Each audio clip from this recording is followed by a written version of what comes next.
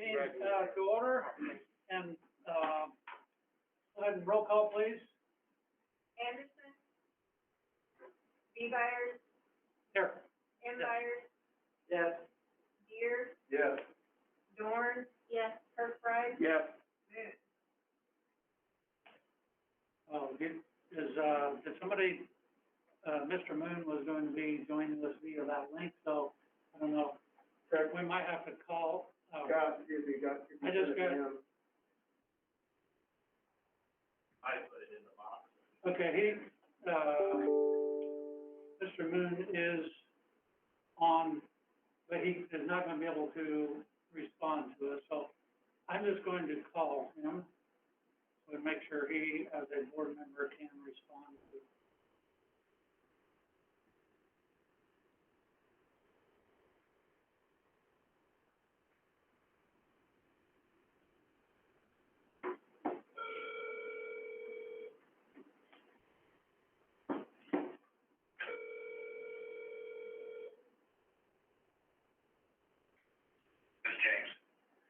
Hey, Mr. Moon, this is Bill Byers, and we're going to pipe you in via phone. The setup's a little different this time, so you can probably hear us, but you will not be able to respond via the Google Meet.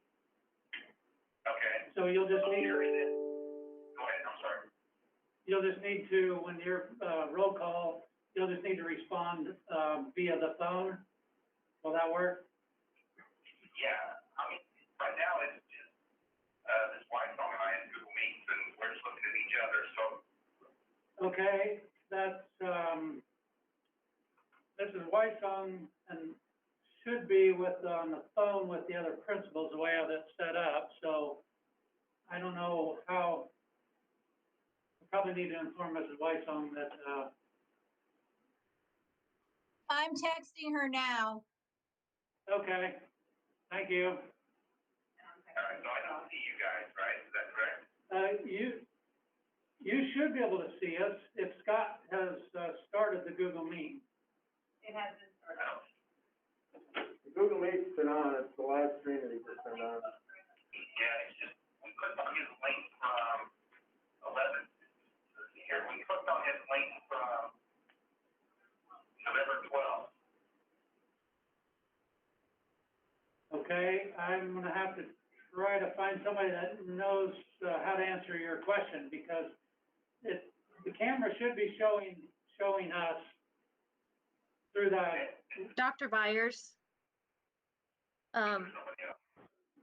Dr. Byers, can you hear me? Yes. Okay, I could try to send them a new link to their email. If they would check their email. Okay, did Scott you? says they're in the wrong meeting. I heard her. Yep. You guys are in the wrong meeting, suppose there must have been a new link, so Ms. Adams is gonna send you and Ms. Whitesong a new link so that you'll be able to Casey, don't join. worry about it. I already sent one to them both. Okay. Okay, what's your email? Sorry about this, Mr. Byers. That's no problem. Technology is wonderful when it works.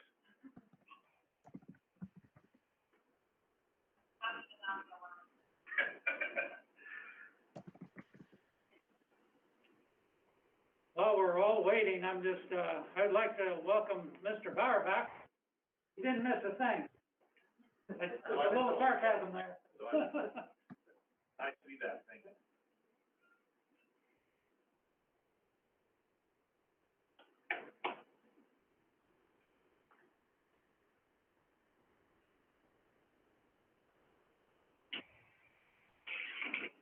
Okay, I'm in. Do you see us now? I can see it. Thank you. Do I need to shut my phone off, or? Can you hear us? No, you need to keep yours on because you cannot, we can't hear you supposedly. He's through the phone. Okay. He's on the Google Meet, he's through that. It'll be through this phone? If he has the Google Meet on, yes. Okay, yeah, if you want to shut this, I'll hang up until we go into executive session, and then you should be on the phone with the other principals, or with the principals. If not, just give me a call back if you can't respond. Okay, thank you. Can you hear us, James? James, can you hear us through the phone with the principals? Mrs. Whitesome, can you hear us through the phone? She has not joined the meet yet. Can you see if James has joined the? James is on. Yes, yeah, he gave you a thumbs up. Can you not see the video? No. No, Paul thought Okay. he was on the phone with you guys. He's probably muted. Can you hear me now? Yes. Yeah. Okay, Yeah. okay, good deal.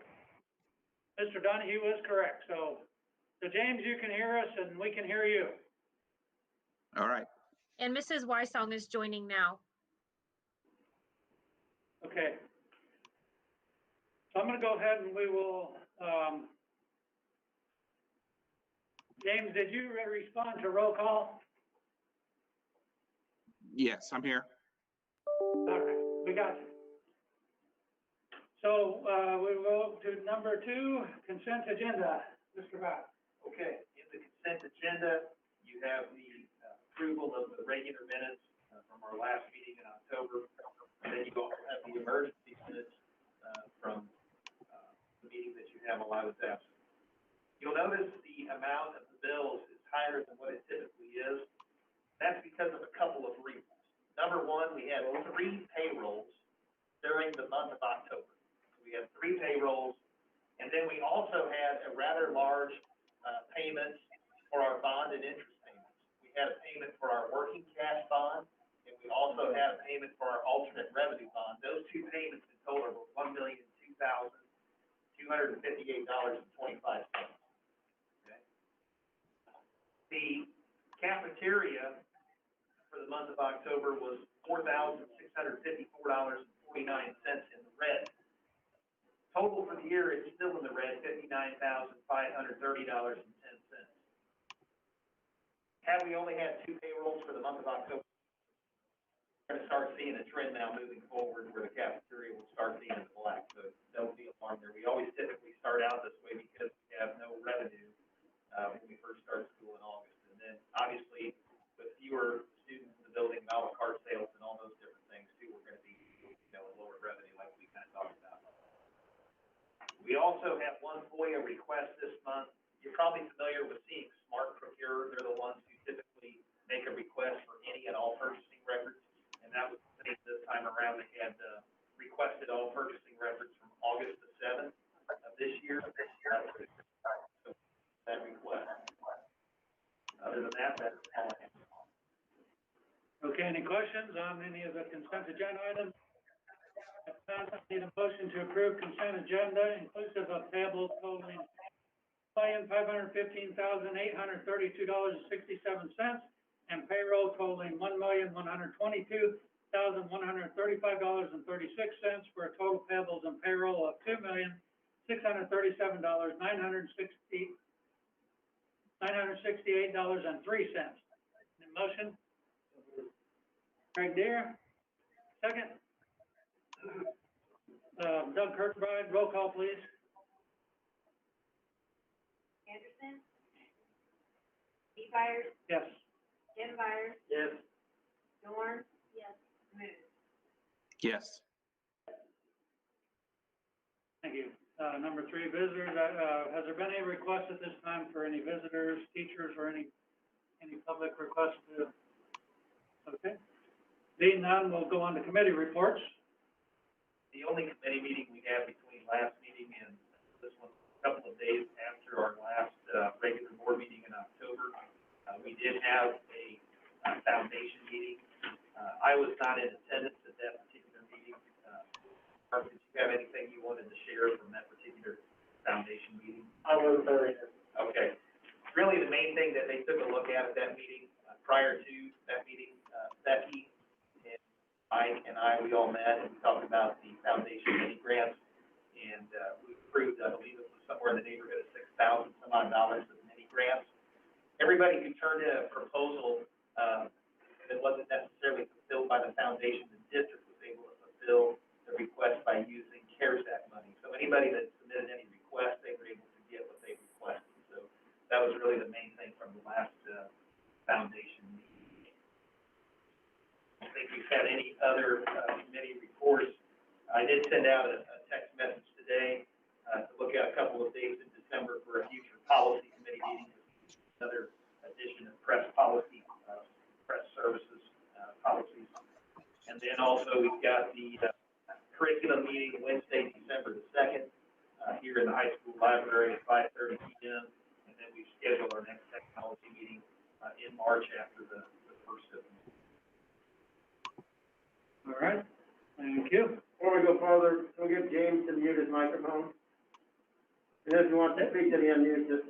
Yeah, hey, James, we're getting a little feedback on your microphone. Could you mute your microphone and Yeah. and just unmute you vote? It's muted. I'll mute it now. Okay, thank you. Okay, administrative reports, principals. Who would like to go first? Well, we have, let's see, question, Mrs. Weissong.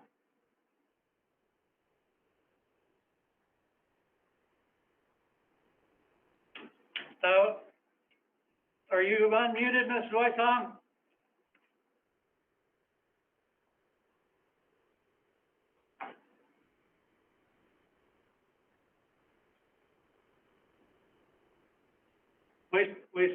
We are not getting anything. That's Any because I have to audio work on a Chromebook and you can't, it takes forever to get it to pop up on a Chromebook. Okay, you're here with us now, so thank you. Okay.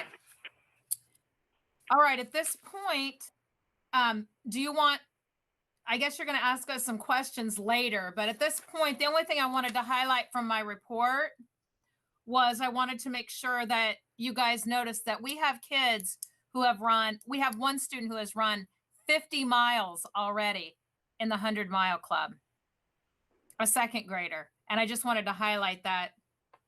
We've got lots and lots that are at the 25-mile, and we've got one headed into that's already done 50 and a couple miles over that. So I just wanted you to know they're loving this 100-mile club, challenging themselves and each other. That's great. Anything to add to your report?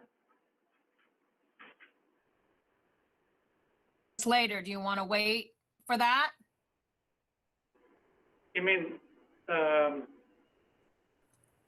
don't know, wait for what? Are you going to wait? Do you want us all to answer those differently? We had some questions to share some information with you. At what point do you want that information?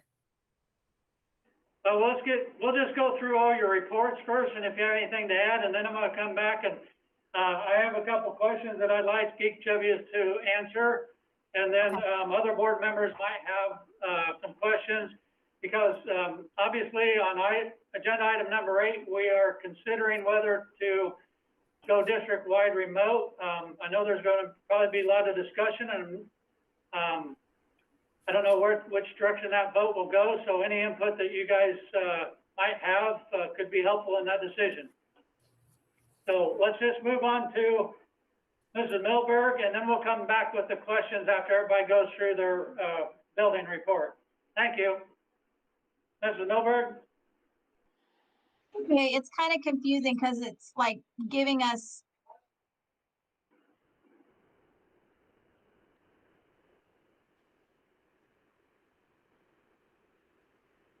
We lost your audio if you can hear us. I can't tell what's live and what's being we're hearing it and then we're hearing it again 5 minutes later. So like right now you're talking.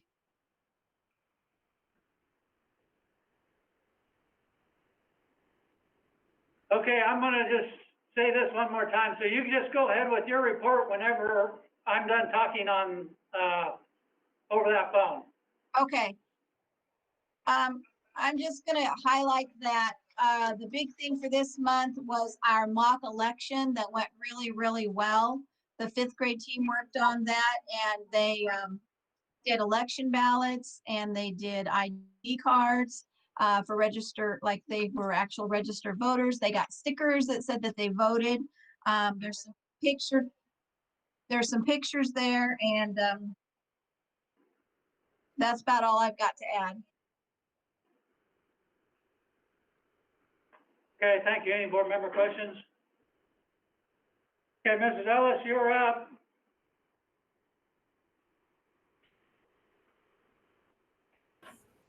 Okay, I don't really have much to add, but I did want to point out a couple of things. I wanted to point out that our student council had a fantastic fundraiser. It was actually more successful than it has been in the past couple of years. They stole baked goods from Homestead Bakery, so they were celebrated. And that is meaningful because we do use a lot of those funds to do our school-wide celebrations, to fund anything that the student council may find is necessary for whatever the students might need. We use it for basic necessities for some of our students. So that is really great that we were able to raise that much money. And then also, I just wanted to acknowledge some of our staff who has been working particularly hard to fill in the holes that have been coming up with staffing on a pretty regular basis here recently. Me in particular, our office staff rocked it. Mr. Haston, Mrs. Sowarsh, and Mrs. Ambrose were able to keep things in order when I was out for a bit. So I just wanted to give them a little extra appreciation tonight. That's it. Mrs. Adams? I would just say that, and I know Mr. Donahue is aware of this because he stopped by today right as our virtual driving machine was being delivered off of the truck, and it's super cool. And of course, we had to immediately, like a kid at Christmas, put it together.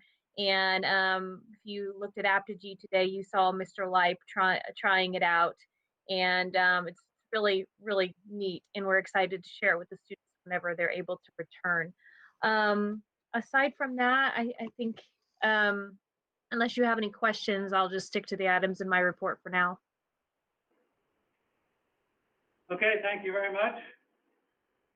So at this time, I would like to ask a couple questions, and then I'll open it up for other board members to ask questions as far as the remote learning component, where we are,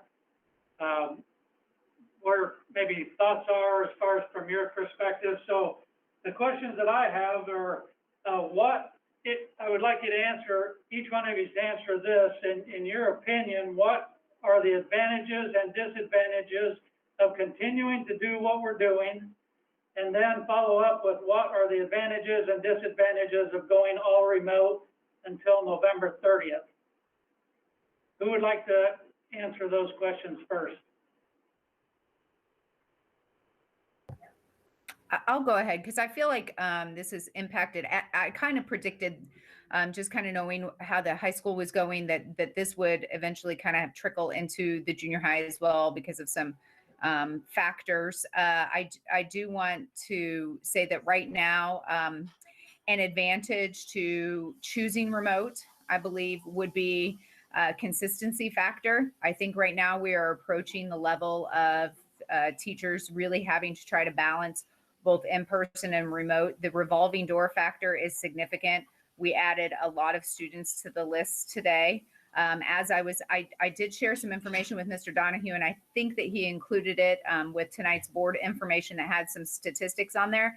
And I will tell you, as I was working on this a good portion of my day, that those numbers changed, and I had to go back and change that chart again. And it is literally changing hour by hour. So an advantage, I think, would be consistency, because I'll tell you, last Friday when I was making some parent phone calls, I think that they had already kind of resigned themselves to the fact that it was going to happen at some time. Looking at it from a parent standpoint, I know that it's difficult to have your students on remote learning. However, if you know that it's happening, you know what to plan for.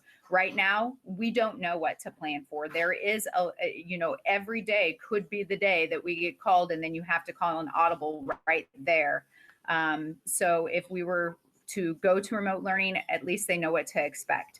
A downfall is that I'm concerned about student achievement. I do realize that while most of my day is consumed with a lot of COVID tracking, again, it takes up a significant amount of our time. We are short with staff. I have been short with staff for over a week now, one of them being our school nurse. And so there's that trickle down effect of everyone having to fill in roles. And that makes it very difficult. It adds to the stress of the day. At one point last week, I was the nurse, the school counselor, the secretary, and the principal, all in one day. So, and our teachers are feeling it too, because they're having to cover each other's classes when we have a lack of subs. So right now, if we were looking at it just from a staffing perspective, you would see that today we were short just one sub, but we had 7 staff people out. And so some of them are no sub required.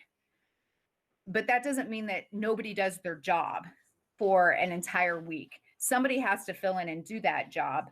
And so when we look at it from a staffing perspective, you may see, oh, they were just 1 sub short. But I would also ask you to consider we were 1 sub short with nobody being in the high school and nobody requiring a sub in the high school.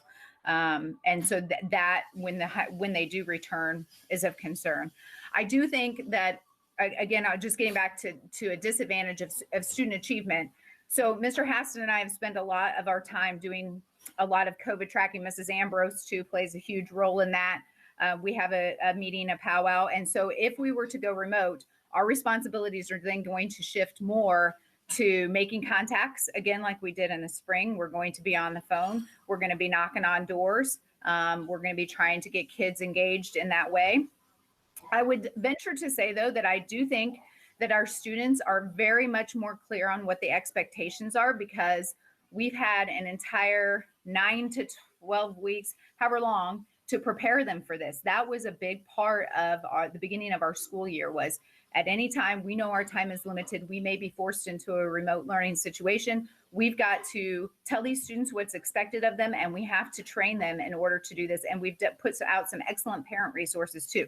So we are better prepared than, definitely by far, than we were in the spring. So do I anticipate that might go a little bit better? Maybe. And I think the word is out there, because I've had enough conversations with families already about, what it means to not perform academically and how that could have an impact on their future, whether that be, retention or summer school or whatnot. So we've been having a lot of those conversations.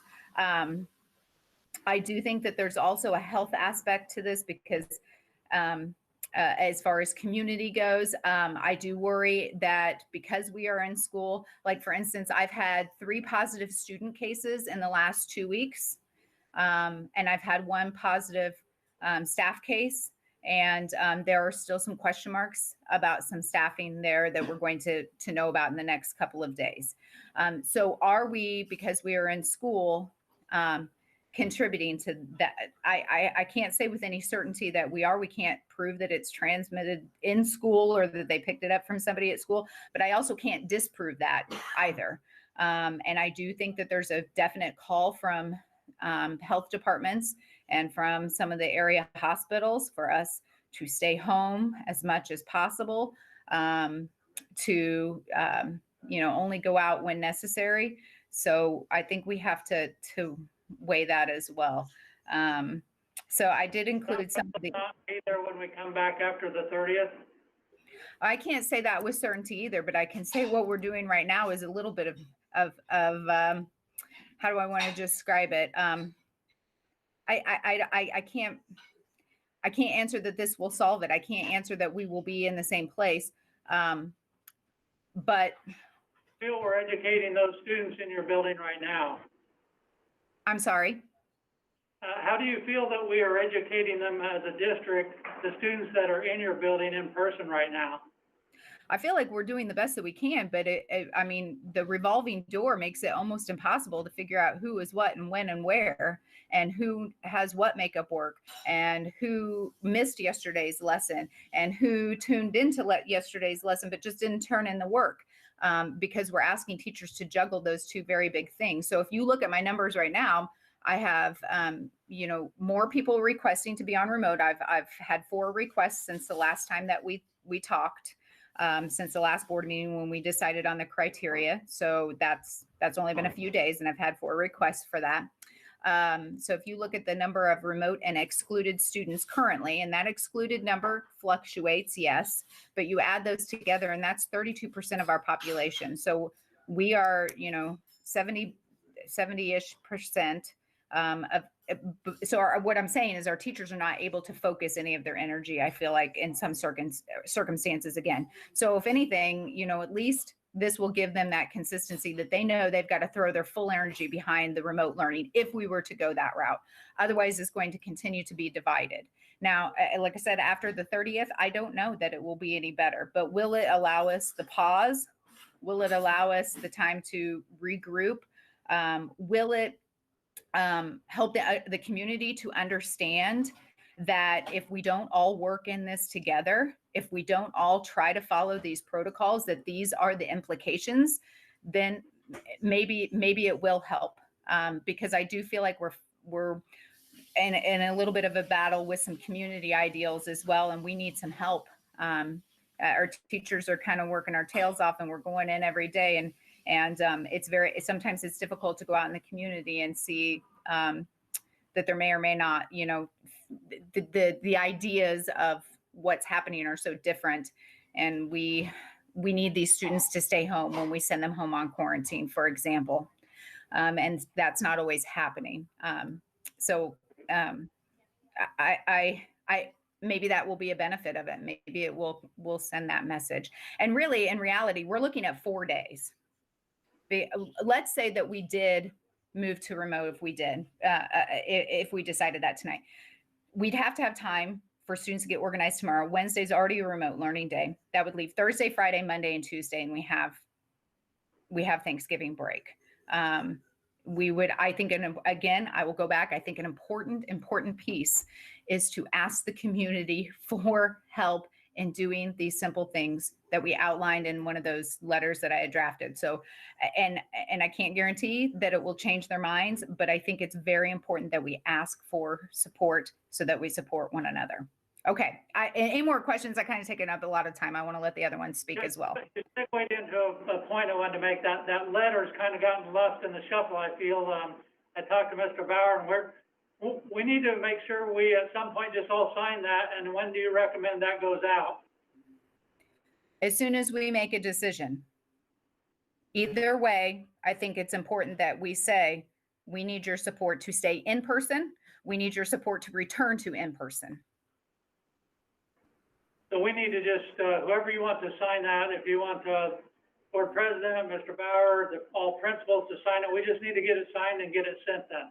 Because we discussed that at our meeting, and I appreciate you following up and getting that done. So I just want to move that forward if that's what we feel needs to happen as soon as possible in conjunction with the other stuff that we're trying to implement. Okay. I can do that tomorrow. We will adjust after we make a decision, and then I'll have everyone sign. Okay. That sounds good to me. If Mr. Bauer's on board with that, Just come over to central office. Bring it over. did you get that to bring that over to central office? Yes. Yeah. Okay. Thank you for your input. A lot of good information. Ms. Milberg, what are your thoughts on the pros and cons of staying the way we are and the pros and cons of being all remote? Well, Gilletta covered a lot of it, but I do want to reiterate just the fact of getting ahead of it relieves so much stress, not only for the teachers being able to plan with some kind of consistency and to be able to focus on one way or the other, but it also helps the parents too. Because with this revolving door and us having to call when their child's showing a symptom or their sibling's been showing a symptom and they have to be sent home, they haven't planned for daycare in something that happens sporadically like that. And if we give them a designated amount of time and a minute or two to just get it together and get babysitting, then it's not quite as much of a burden as it is to be called at 9 o'clock when you've dropped your kid off at 8 and say, come and pick them up. They're symptomatic, they need to go home. So she covered, the stability, being more prepared, giving the teachers some stability and some consistency the academics and student achievement is a concern, but I don't think it outweighs the stress that's going on now, because I'm not really convinced that we're thriving more than we're just surviving. So Gilletta said a lot. She pretty much echoes everything that I feel as well. Again, the same situation will probably be there more than likely when we come back on the 30th, though. Can we acknowledge that? So we're more than likely that situation will still be there on the 30th. It's possible. It's very possible. Okay, thank you once again. That Yeah, is definitely helpful information. Mr. Weissong?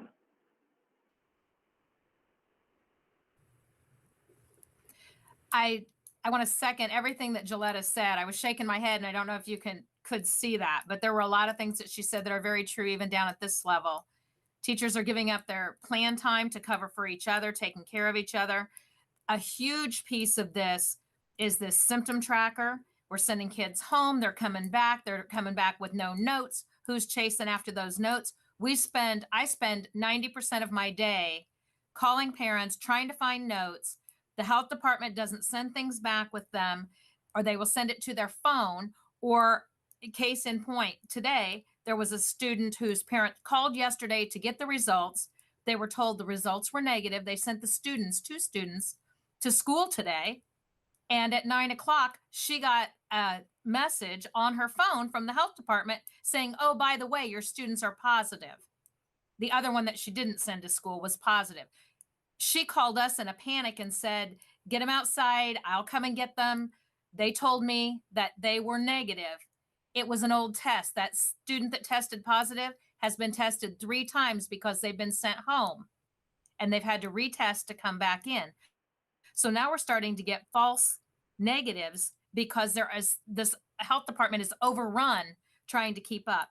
They are not giving us the notes. They are not doing what they need to do for us. And I'm not slighting them. I know that they are overwhelmed as well, but we need a reset. We need to reset and stop and take a breath, and then figure out a way that this can be done with some sort of intelligence instead of chasing our tails. I agree with what Kelly said. This is minute to minute survival, not even day to day. It's minute to minute survival and trying to make sure that everyone is taken care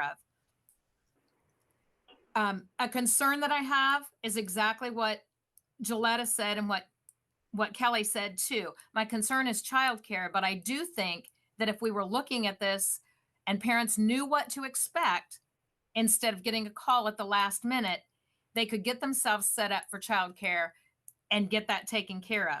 But every day going to work and wondering, am I going to get sent home? I had 2 parents. Gilletta had said she had 4. I had 2 parents that requested to go back to remote. One of those parents said, I work at the nursing home and I'm not afraid that I'm going to get it. I'm scared to death that my kids are going to carry it in and there's going to be a horrible consequence to someone else's child because of me carrying it back in. I've got to keep my kids home. I just can't live with that on my conscience, in addition to everything else that's happening in our lives right now. So I just wanted to share that with you. And some of those parents that aren't following the protocol, they just send them back whenever. And if we don't catch them coming off a bus or coming into the building, they're getting in. And I'm telling you, all hands are on deck. And they're still getting in, and we're having to turn around and send them back home. That's my 2 cents. Thank you. Mrs. Adam, what's your perception, or how would you answer those questions since you're the building that is actually on remote right now?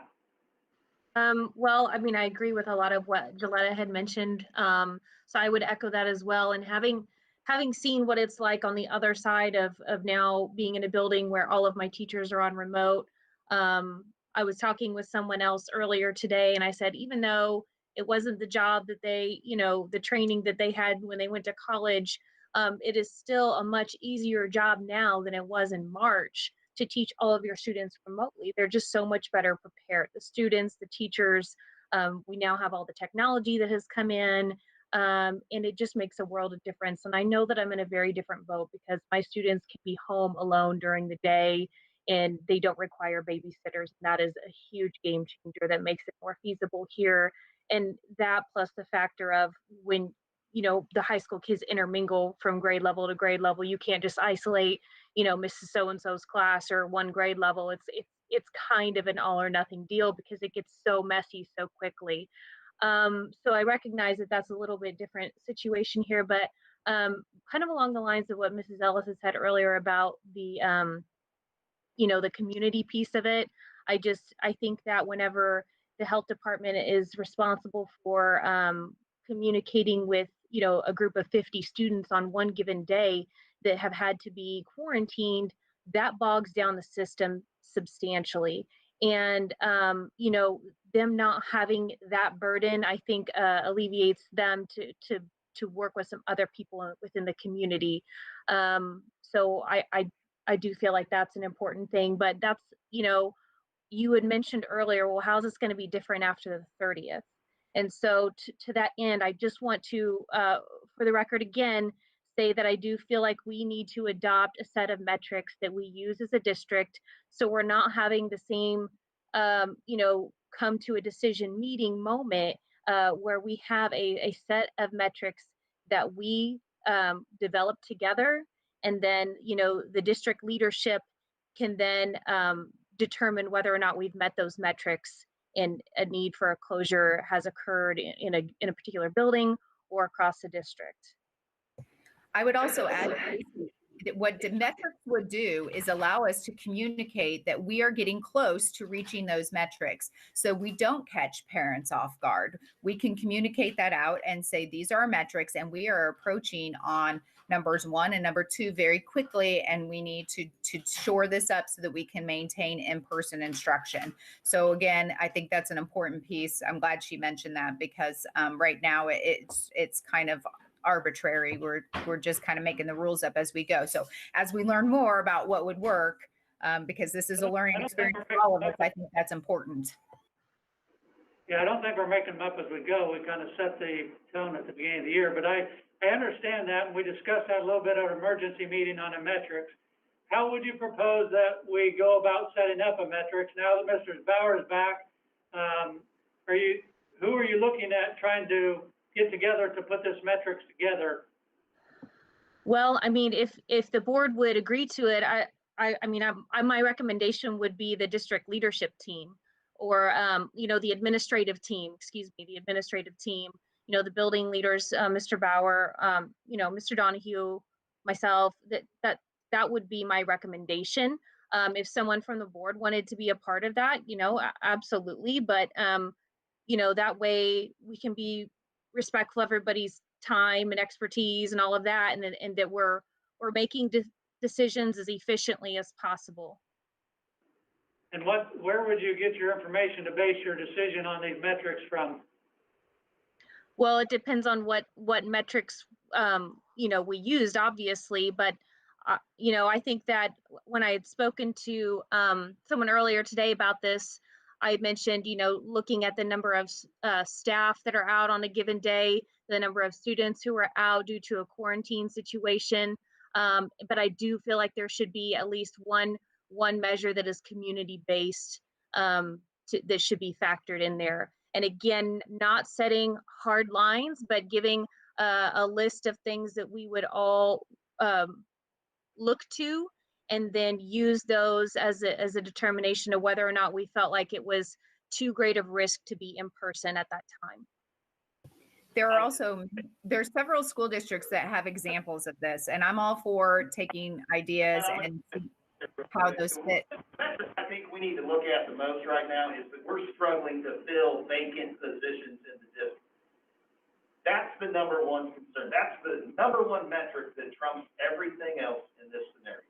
We have gone, since I've been back, this is my 3rd day back in the district, and I heard about everything that went on whenever I was going. We are not able to fill sub-teacher positions, as another one opened today. We have 29 staff altogether in this district right now, teachers and non-certified staff total, that are out. We've had a struggle to find substitutes prior to all of this occurring. some of our substitute teachers that are retirees that have come back because they want to stay involved are not coming into subforce right now because it's not worth the risk to them to come in and sub during these difficult times. I think we can sit here and ask everybody questions all night long, but the number one metric is we're struggling to staff positions. And then we've got people in buildings like Mrs. Ellis last week, who's got to play the role of the nurse, which I don't think she's been trained to be a school nurse. Our nurse will be back tomorrow. That's correct, but it's concerning when you don't have a nurse in your building for a week. There's been school districts where their nurse is taken out, they say, that's it, we're shutting her down, because you don't have somebody that can effectively do contact tracing. It's busy enough when you're a building principal to not have to do contact tracing and not have to be the guidance counselor and not have to do all these different things. And right now, we're stretching people thin. And it's getting challenging, and it's weighing on people. And, you know, that's the number one metric in my estimation, is that we're struggling to find people. So what's gonna change after the 30th? Why don't we just decide, hey, let's do the rest of the year, because it's not gonna change when we come back on Thursday? I don't know what's gonna happen, but I can tell you from the time that I left on my FMLA to the time I got back, it just spiked around in this area like it hasn't. That is the worst that it's been since we've been in session. And I think we would all agree with that, with the numbers that we're seeing every day that are out. I don't know if it's gonna change or not, but at least it gives us some time to get healthy. I mean, we're talking about right now 4 school days in-person attendance to just say where those days are gonna be remote. And then hopefully November 30th, when it rolls around, we're in better shape. But you're right, we may not be in better shape at that And particular point. aren't we educating like hundreds of students? We're educating To the best of our approximately, ability. we're educating 40% of our students in the entire district in person right now. Today, we educated 40% of the kids that are enrolled in this school district in person. Is that correct, Mr. Donahue? Yes. So that's a concern. The concern is So 500 students, 500 plus students that are getting an education that's an in-person learning. 40%. That's 40%. Okay, but my argument against that, Dr. Bill, is even if they are in person, is the in-person instruction that they're getting better quality than what it could possibly be if it is remote and their classroom teacher is solely focused on just their classroom and their attention is not divided between remote and in-person and potentially covering somebody else's class because we didn't have a sub.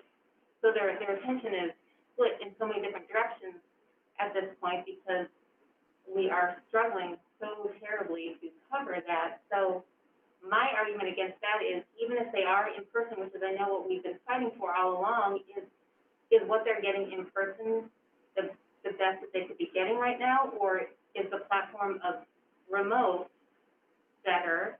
Because then each of these teachers are focused solely on their students in their class at that time, instructing them, and it's not split anywhere else. So I'm just playing the devil's advocate, and those are all good points, I definitely get that. I'm also playing the advocate for those students in our poverty,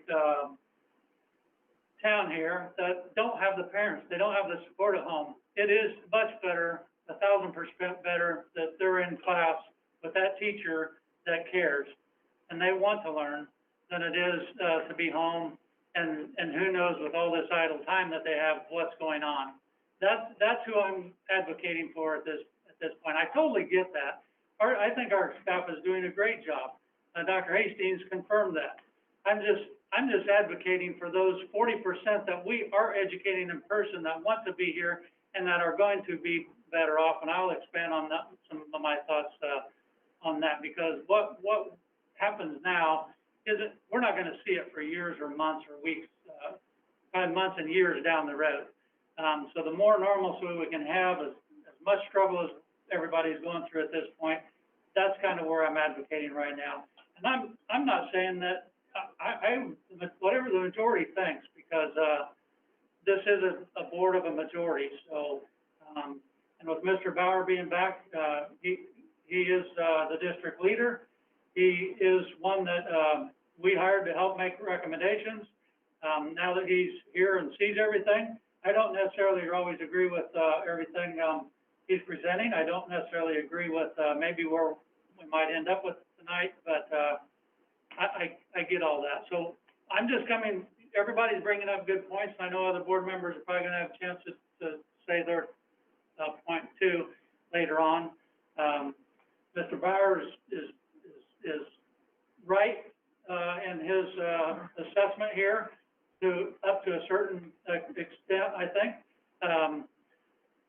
But I think oftentimes because of the stuff we see right in front of us, we miss stuff that we don't see. And it's a lot easier to make decisions on things we do see than what we don't see. And we don't see the foreseeable, consequences of what our decisions are gonna make for months or years to come. So as Mr. Bauer said, we can argue this all night. Ann's point is good, and I want you to bring that up some more later, because I know you expressed that, when we make right before we make our final decision. I don't want to take up the principal's time any more than we have to. One other question, Mr. Bauer can answer this, or the principals that I have, but this sub thing seems to boil down to the problem, whether we're in person or not in person.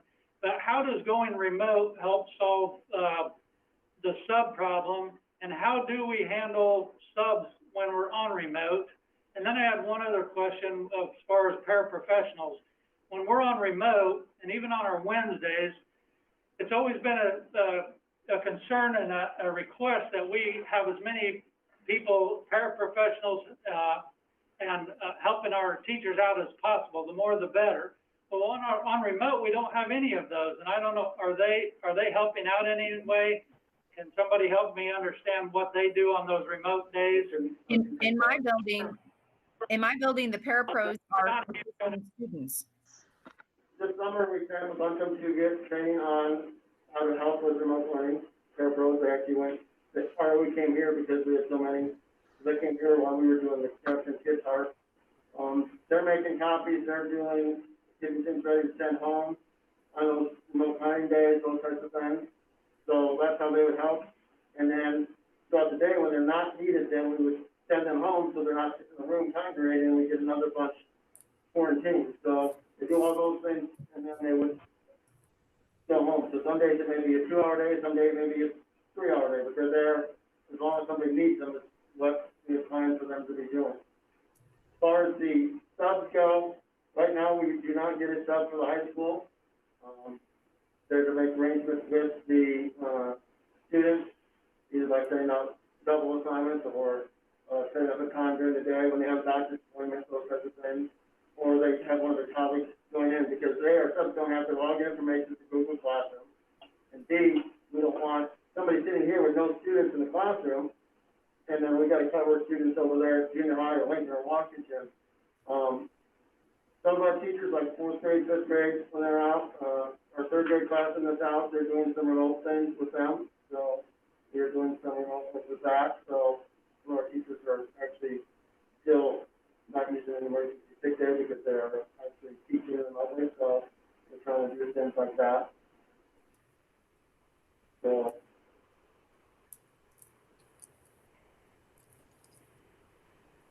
How many of the 40% was the high school that was not being educated? I mean, if the high school was in, how many of the 3 buildings that are present in district, what's the percentage of those 3 buildings that we educated today on numbers? I don't know each building, but junior high was like 18%.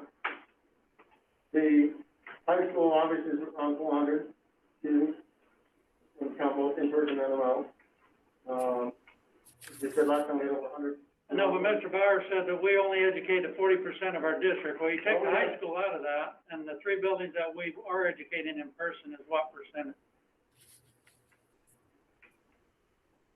My point being, when we have a chance to educate these students, we're doing a good job, and it is stressful, but it still beats them being at home, in my estimation. But When 5th grade was out on remote, is there any, maybe Kelly can answer this or Paul, how many of those kids, I know, I've heard of one classroom on a figure, so how many of those kids do not even log in remotely, or even touch?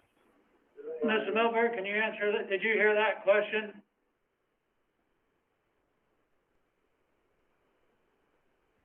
No, I couldn't hear him. What did he say? He wanted to know when the fifth grade was all remote for 2 weeks, how many of those, students that were on remote logged in each day, and for how long were they logged in? They had go ahead. Or how many didn't log in at all? I would say probably 5% we had to follow up on. It wasn't a certain number every day. It kind of fluctuated, but there probably about 5% we had to follow up on with a telephone call to the parents. And how many hours of education per day on average were those students logged in? Are you talking, can you identify what education is?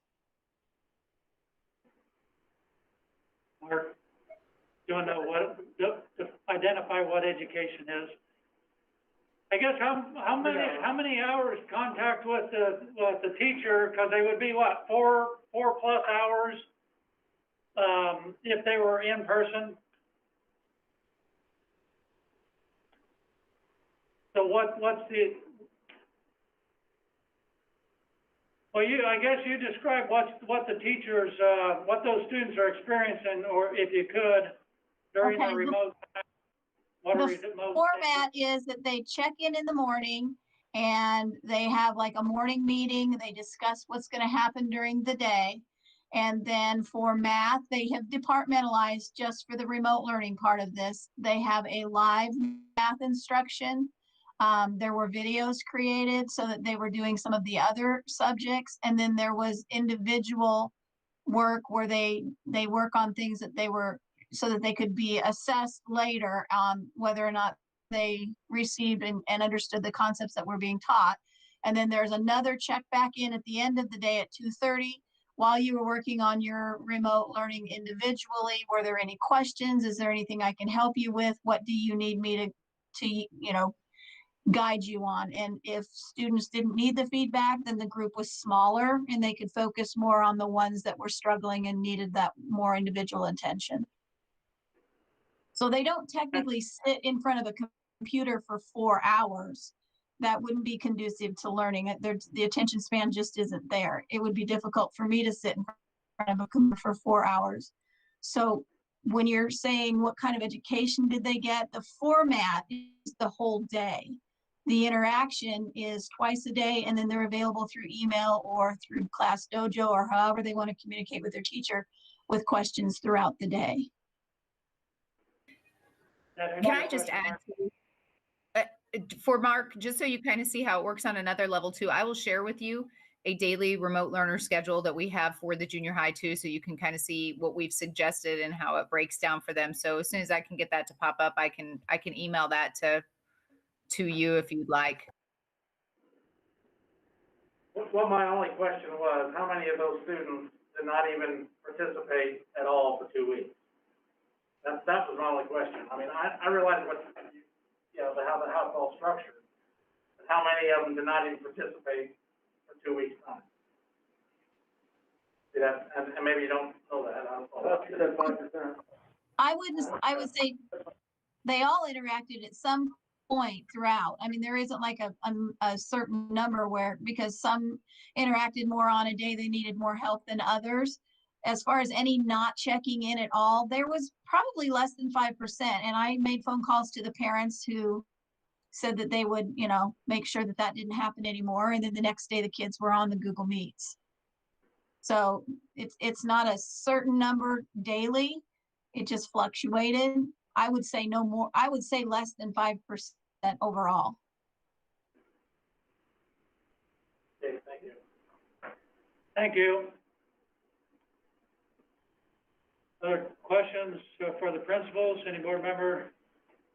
I guess kind of around that same thing, I don't know if we have this metric, but when we're on remote learning, what's our percent failure rate?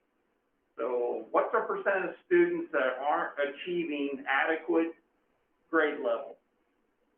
And how does that differ from those that are in face-to-face environments?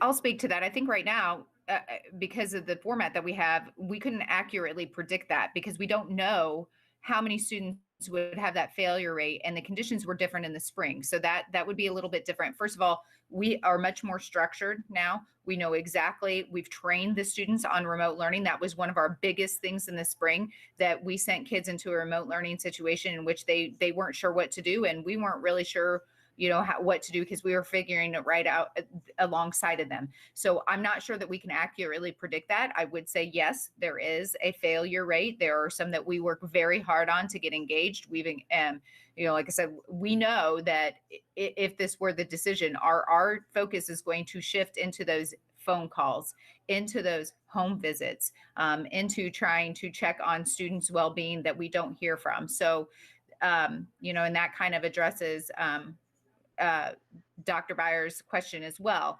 as far as those students who we are concerned about. And I feel like we do a great job at the junior high, keeping tabs on that and staying in communication, and the ones that we have not heard from.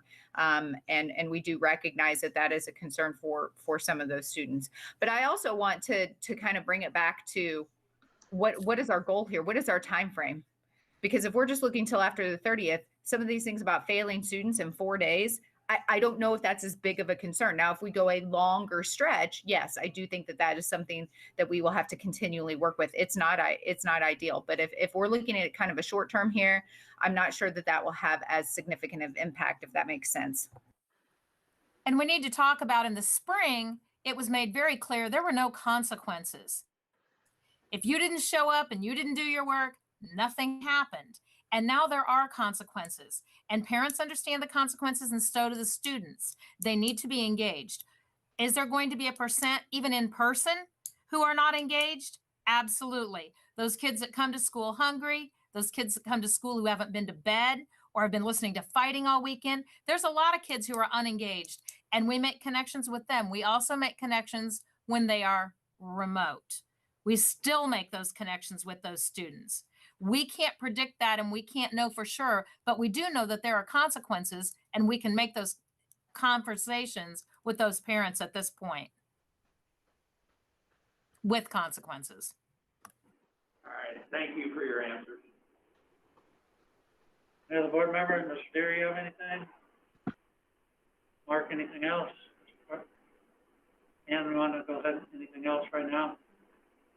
Mr. Anderson? Are we just going to get this over with now, or are we going to talk about it? Just, if you have any specific, we're going to vote on it at the end of on agenda item number 8 at the end of a meeting after executive session. But do you have anything, any questions for the principals that would help you make a decision one way or the other?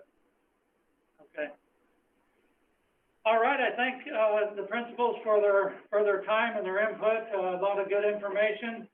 We will keep that in mind as we talk about this under item number 8, and then we will, if the vote comes to, if the motion is put to the board, we will take vote on that. If it passes, we will start as we will go remote as the motion stated in our agenda indicates. And if it does not, if there's an alternative motion that's put before us, we'll take a vote on that. And if that passes, we will do that. If none of them pass, then I would say that things will continue as they are right now. I do think we need to, no matter what happens tonight, even if we go remote, that we should set up that committee to at least look at the metrics and see if that's something we can come up with that everybody agrees on. So if nothing else, we should try to get that committee together. If there, I would like to see a board member on there. If there's a board member that would like to participate in that, let me know, and we'll get you on that committee if that's what you want to call it. So, Gilletta, would you want to, or put that committee together, or Mr. Bauer, or the combination of? We'll have a conversation tomorrow. Okay, so when you take the letter to, or Mr. Bauer said he would have a conversation with people in Ed to have a conversation to get that going. Okay, can I add one more thing? And because I don't want to ignore him. Mr. Schmitz has joined our meeting tonight, and I don't know if he had anything to say from, I don't want to draw this out any longer. I know you're ready, but he is here, and I didn't want to forget about him. Yes, Mr. Donahue did say he was gonna be there, and I did forget that he was on there. So Mr. Smith would like to acknowledge you and give you the opportunity to give the board any information you would like to give them. Thank you, Dr. Byers. There's two things that I appreciate everything the principal said, but two things I wanted to point out to you. First of all, one thing that's very concerning me is our newest positive case today. We've heard that county health is overwhelmed, and we've seen a student today that was in attendance on the 10th. We received a note that they were positive on the 16th, 5 calendar days, 4 school days. 4 school days in attendance where we are very, very hard pressed to account for their actions and their situation. That is alarming to me. Also, just as a reference, I want to remind everybody here, the situation in our community has dictated that the Board of Education tonight is meeting in a group of 10 or less. Tomorrow, we are going back to the most densely populated building in the town with hundreds of students we've been in contact with. I can tell you very much that some of our teachers are very concerned about taking this back to their families, more so now than ever. And it's simply because we are in a different situation. Day to day, this looks like a worsening situation for us. So I just want to make sure that you all are aware of that and what that looks like on the other end. Very good points, but again, I go back to, is that gonna change, by the 30th? I don't think it's gonna change for at least 2 or 3 months.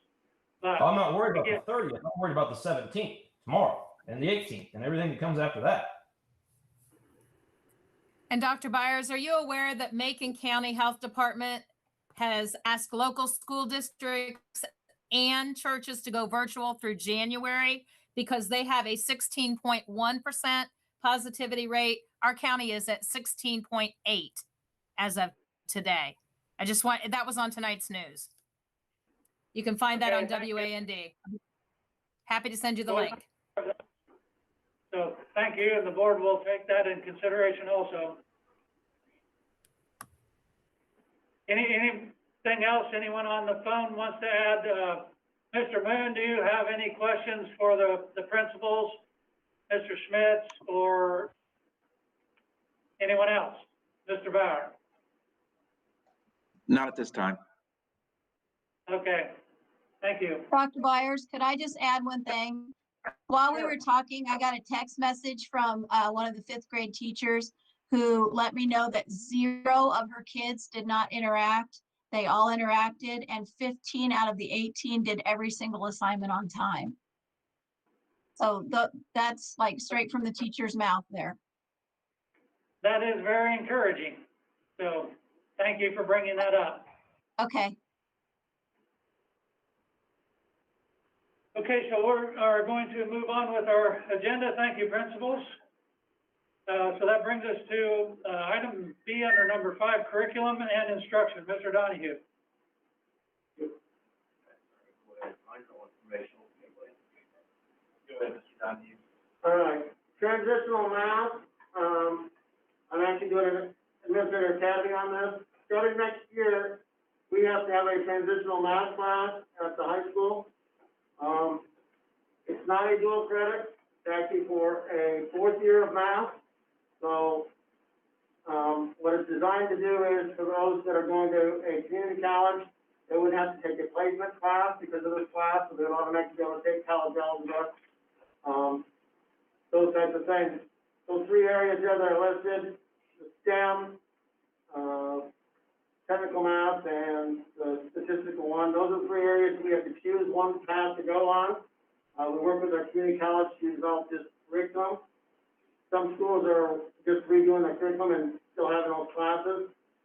In addition, you can also have this is designed for seniors. You can also have a junior taking this class with credit, but they can't get the staff, I forget the name they use for this, that allows them for college purposes to not have to test out. So you either can take it for graduation in high school or the stamp that goes on with them on their transcripts all the way. So it follows them from a junior college to this. It varies from district to district, what they're doing. The technical math would be more of your, CPE classes, your ag, your mechanics, those types of things. So that's something that we will have to scramble here to get together with that. Mrs. Allen, Mrs. Maxwell has started a little bit of conversation with our junior college reps, so that's something we're doing over the next several months here. Also, then we would have to decide who's gonna teach that, and if we're gonna replace another math class, so staffing becomes an issue, so it's just not a simple solution with that, so. Will we be ready to talk about that in December second curriculum? We will have a little bit, hopefully, trying to get a meeting set up with, the math teachers and, Mrs. Adam and Mr. Maxwell, myself, and the junior college to see where we need to proceed with that. But we'll begin talking a little bit about that at that time. So, state report cards are out. I don't know how much they're really worth going through. There's a lot of them say COVID on them and those types of things. So I included the district one as well as, the buildings. This here is up there is one of our 3 towel reports that normally we do in October, but they weren't available. One is the monitoring instrument, and that's, one up there, we have to enter all the number of kids we serve, so all those things.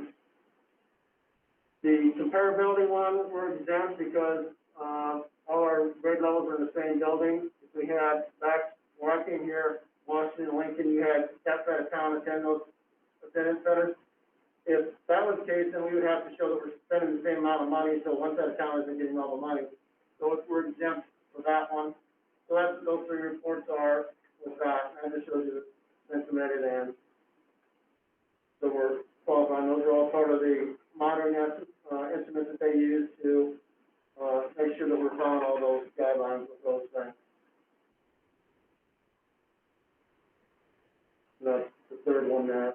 And they actually save it from year to year, and you just go and adjust the date and make any changes from year to year. So. The grant reports, we finally did get the after the title grants approved, so we'll start getting some money here next month. So that will be a positive with that. So start to see the money come in next month. I turned in a bunch of the money this week, so I've been busy approving all those and sending out. So we will be getting some of that money in. So I have with those. I changed the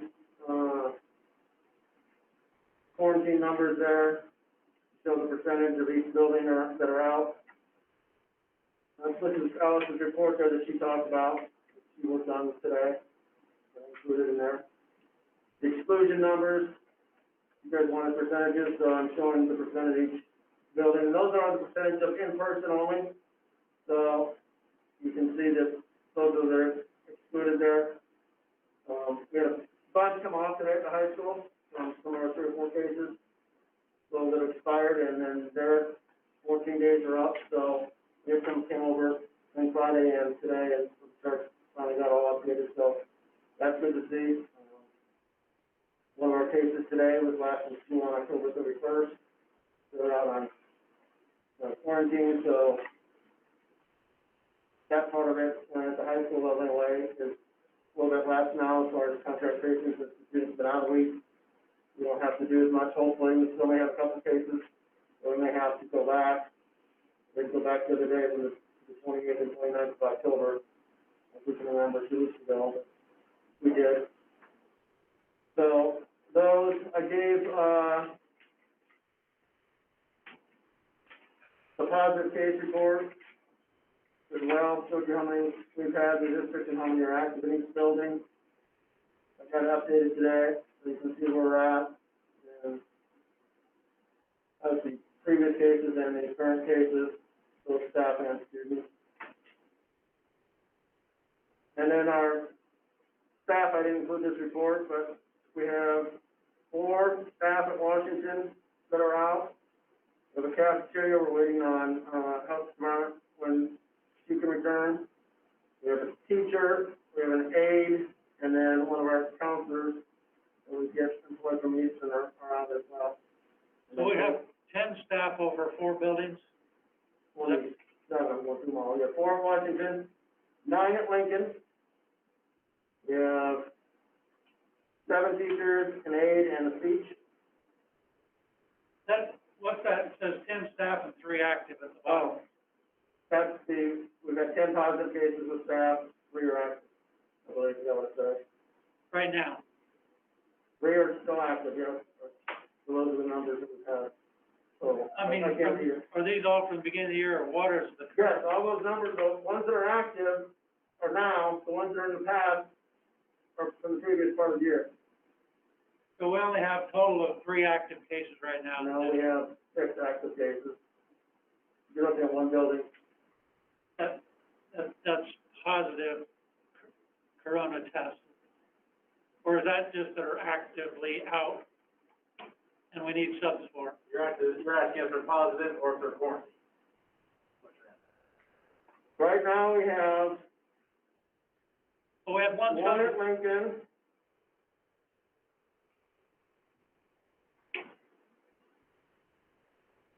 We have one that's shared between junior high and high school. We have, It's just conflicting in my mind. Mr. Bauer says we don't have the staff and we're doing a terrible, didn't say a terrible job, but we're struggling to provide education to our students. And then you're saying we just have 3 active cases, I don't know. These are positive cases. But the positive, then you have to be quarantined. We have all these staff that are quarantined too. So not only here, but their spouse has it. And their children have it. Yeah, The so the children have number it. of It's not staff positive now, cases. You want to just look at positive cases. We don't have, we have 32 or 3 for the year. With 6 or 8, how many left are active? I think what he's wanting to know is today, we're making decisions on what where we're we dealing at? with today. we have 29 people out today, is that correct? Teachers and Yeah, I think I'm going certified through the staff. list here. I have 4 from Washington, 9 from Lincoln, 7 from the junior high, plus another one that is waiting to hear on the daycare situation. 6 at the high school, and I'm not counting shared, I'm only counting the 1 building. Then we have a bus driver and a maintenance person. The 27 total in district. Staff. That normally help run the district that aren't here. 27 that are out due to quarantine purposes or they're tested positive. And we didn't fill all those, people are taking up the slack on a lot of those, is that correct? Teachers, we were 1 short today. Right. We don't get a sub to the nurse. The aides we did not get, and none of the high school, we did try to get into the high school. Otherwise, we'd be a lot shorter than what we are. So, and it varies from day to day, some days we've been at 2, 2.5, other days 1, depends on what day it is, the number of subs available, those types of things. So the struggles that we're experiencing are without really trying to fill 9 through 12 teacher substitute vacancies that we might have because of high school people being gone. So you can only imagine what that could potentially look like on the 30th if you have K-12 going again at one time. Because we're struggling right now. I mean, we were struggling last week when we had grades 4 and 5 and 9 through 12 out of filling positions. And we've brought back grade 5 into the mix because they're back, their quarantine expired, and I believe we get grade 4 back on Thursday, is that correct? Yes. And we had 2.5 short on Friday, and that was more than 2.5 people because there was a couple halftime positions in there, 3 halftime positions in there. So, I mean, it sounds 2.5 is nothing, but it was really like 5 people. Can I add a couple more thoughts to this staffing? First of all, when somebody has to have what I would quote a regular absence, these conditions make it much more difficult for someone to say, go to a doctor's appointment. That was one of the reasons why Mrs. Ambrose, my secretary, was out last week. She needed to attend a doctor's appointment. And that was compounded by the fact that we have so many staff out due to some of the COVID restrictions. In addition, we're also talking about a much more long-term sub-filling position. We're not just talking about a sub who can pick up a day here, pick up a day there. We're asking, I mean, some of our staff, I have 2 teachers right now who are out for the next 10 to 14 days. And that makes it much more difficult to fill a position. So I just want to make sure that that's not lost. That's very much a significant problem with the staffing right now. Okay, thank you. I don't think anybody is saying here that, you know, remote trumps in person, because we all want to be here. We all want to be here every day of the week. We're just really experiencing some major staffing issues where we can't find human beings in jobs. I mean, I volunteered to go to the cafeteria the other day in the morning for breakfast. I volunteered to go teach social studies at the end of the week at the junior high if need be today. I mean, we're all trying to pitch in when we can, but, you know, your superintendent's going to do substitute teaching and your building principal's going to be a nurse. You know, duties are getting neglected in other places too, so I mean, it's just concerning. I mean, we're all trying to pitch in because we want to make it work, but it's just getting to the point of, it's getting nearly impossible because we just don't have the horses in the stable. So like tomorrow, the school nurse is probably coming back, so that eliminates that concern at that point. We're not 100% sure on that. I said potentially, but, that's the day she could come back, so that might go away. So when we have these big voids, is the void gonna be for a day, or is it gonna be for a week, like Mrs. Ellis said? When it's for a week or so, long term, that's no big deal. I mean, we can struggle through a couple days, but if it looks like we're gonna be struggling through multiple days or weeks, that's a whole different. It's hard to predict because we, you know, on Friday, we had a positive teacher case, and that positive teacher case caused 2 other teachers to quarantine along with an entire section of a grade level class. So, and we didn't know that was going to happen on Friday. I mean, just, these are the things that just come up. I mean, I'd like to just say, hey, you know, tomorrow there's X number of positions, but we're, every day, Wendy Mandel is sending emails, somebody has reported COVID-like symptoms, an email goes out, the protocol of how to return. I mean, it's daily. I mean, these people at the unit office for 2.5 hours every morning are trying to figure out how to fill positions, who's absent, when do they come back on quarantine. Have we gotten correspondence from the health department? Obviously, we've heard already some testimony about how they've been overwhelmed. I also had an email from Greg Nemo over the weekend. I emailed him to ask him, you know, kind of his take on that because he's our emergency management director for both Christian and Montgomery counties to see kind of take his, see what he thought about the situation. He said every time the school is contacting the health department, it's putting a burden on what they do. And I'm going to tell you, we contact the health department daily, numerous times, because we just have that number of cases. I mean, I don't think it's anybody's fault, but it's just what the reality of the situation is right now. Also, I want to point out that our subs are 90-day license, or 90 days. So some of them are using up a lot of days now, and we're going to be a little short in the spring. So those are things that we have to keep an eye on as well. Was that not extended again? I'm not sure. I just got a text to remind that part. So some of our subs are using, depends on if you're a former teacher and all those things too as well. So there's concerns with that. But it's a daily thing. I mean, I know some of the staff are going tomorrow, but every day we get a couple of surprises that we didn't know. Just to keep going back to that, we don't know, but I don't know what's going to change after the 30th. We could be in worse shape, and once we go down this road, that's the unknown. It's all unknown. I mean, one of the things you can look at is trying to hire some of these subs full time. Kendall took one of our subs and did that. Now he's not able to do that because he went back to remote. But so I mean, we lost the stuff there with Yeah, the Block buyers. Yes. My teachers are like texting me now, and I want to kind of give them voice. Would it be okay if I read this text from one of the teachers? Sure. So this is a teacher who's out on remote learning because her and her whole class was quarantined because they were exposed to another teacher in the building.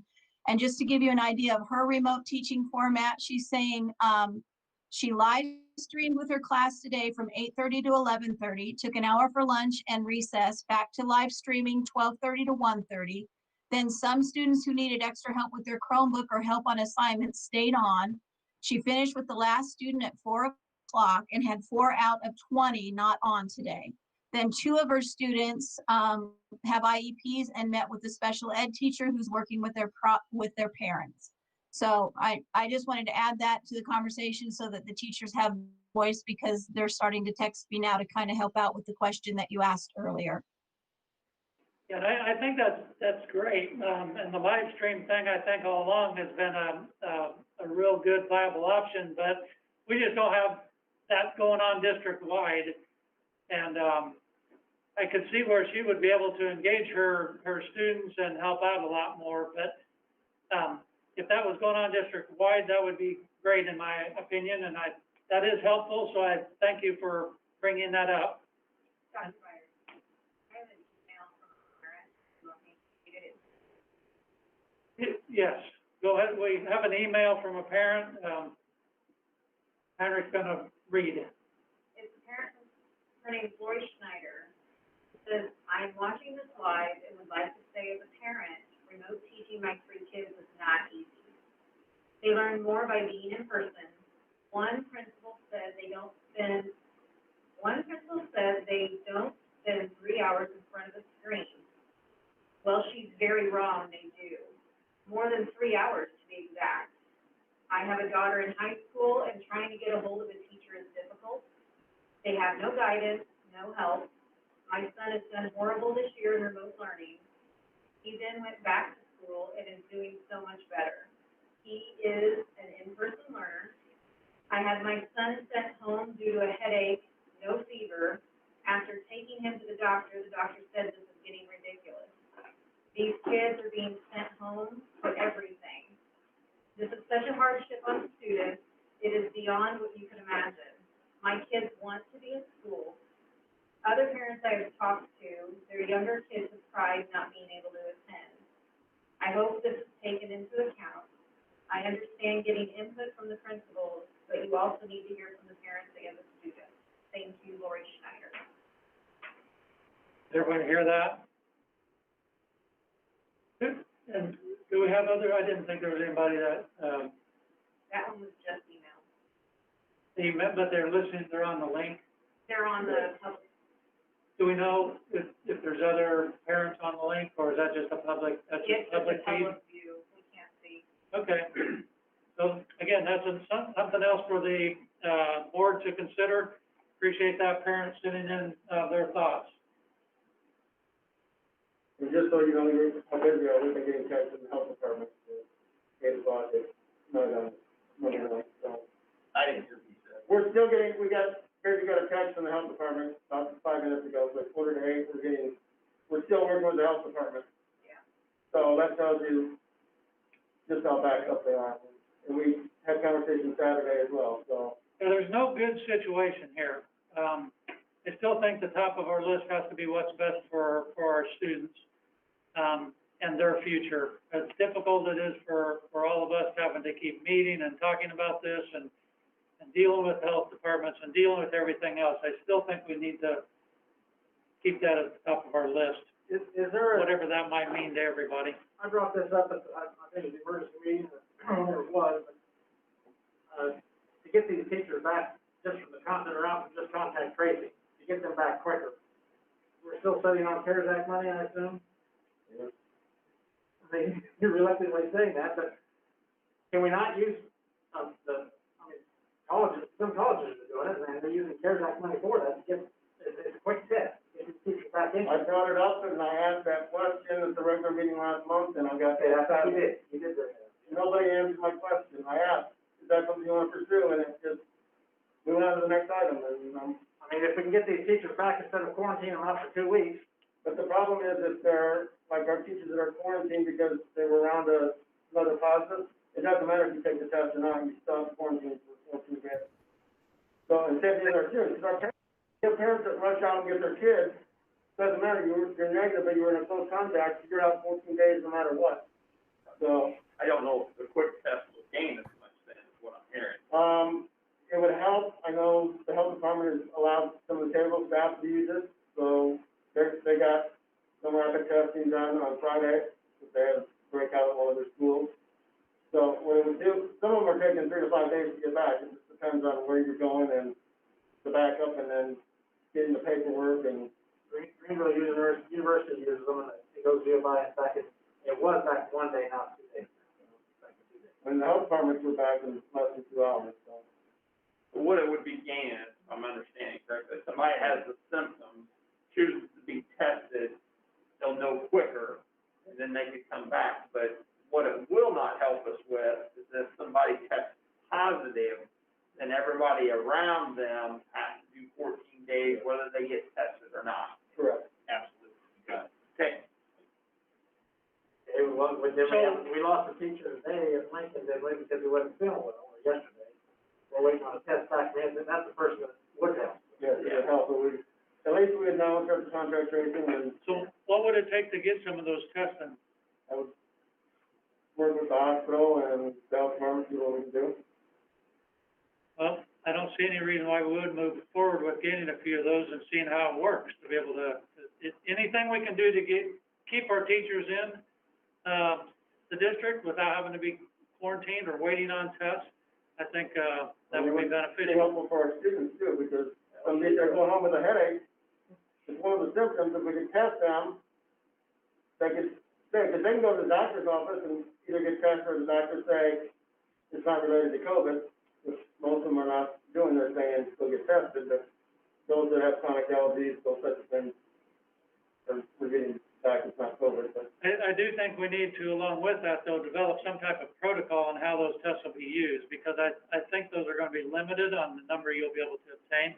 Because if, James can maybe, chime in on this, but I think the hospital actually is limited on certain tests that they can get from certain people, and areas, or entities.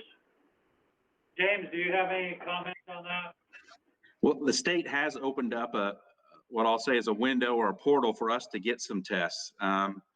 So we're definitely willing to work with the school district and would want to sit down with someone, Dr. or Mr. Bauer or someone, and set up protocols around that. I think the biggest reservation around these rapid tests is the false negatives, and that's where our medical staff struggles with. Is there's a certain percentage that are false negative, and then if that's the case, but the individual has a symptom, that they want a second test to verify that negative really isn't a positive. If the test comes back positive, they're very comfortable with that positive and would end the process there. But if there's a negative with strong suspicion or symptoms, they're going to want a backup test done on the more reliable testing mechanism. So really, for the school district, that's not gonna save us any time, because if it's positive, they're out and, anyway, and if they're negative, we're gonna be waiting anyway for that test they would have gotten otherwise. Am I hearing that correct? That is correct. If you want a doctor's opinion or a doctor's note to clear that person, if the school district wants to set up its own protocols that say, we're going to accept that negative test as a true negative and not need any other support from the medical community, then you can move forward with that. Understood. That's a slippery slope. I'm sorry? I said that is a dangerous, slippery slope to go against Illinois Department of Public Health and say, we know better than you do. That's very dangerous for us to be even thinking about that. Right, setting up our own protocol, that could be, I agree. And it doesn't sound like it's gonna save us that much time for the risk that we might be putting ourselves in, since that, risk, has been made well known from, Springfield on other, topics. They have the protocol set up for those tests. If symptoms continue, then they tell you to go get another test, and non-rapid one. I'm still not, anybody else seeing the advantage of getting that, or? It's a small advantage, I think. For certain select individuals. Yeah, it's not a deal breaker, I don't think. Not gonna change and make it night and day. So just because of the people that have to be quarantined and are identified as close contacts, that's where the majority of our staff that are wiped out, because they've been identified as. Exactly. And the same students. It's not because we have an explosion of positive cases, it's because of following those guidelines set forth by IDPH on quarantine.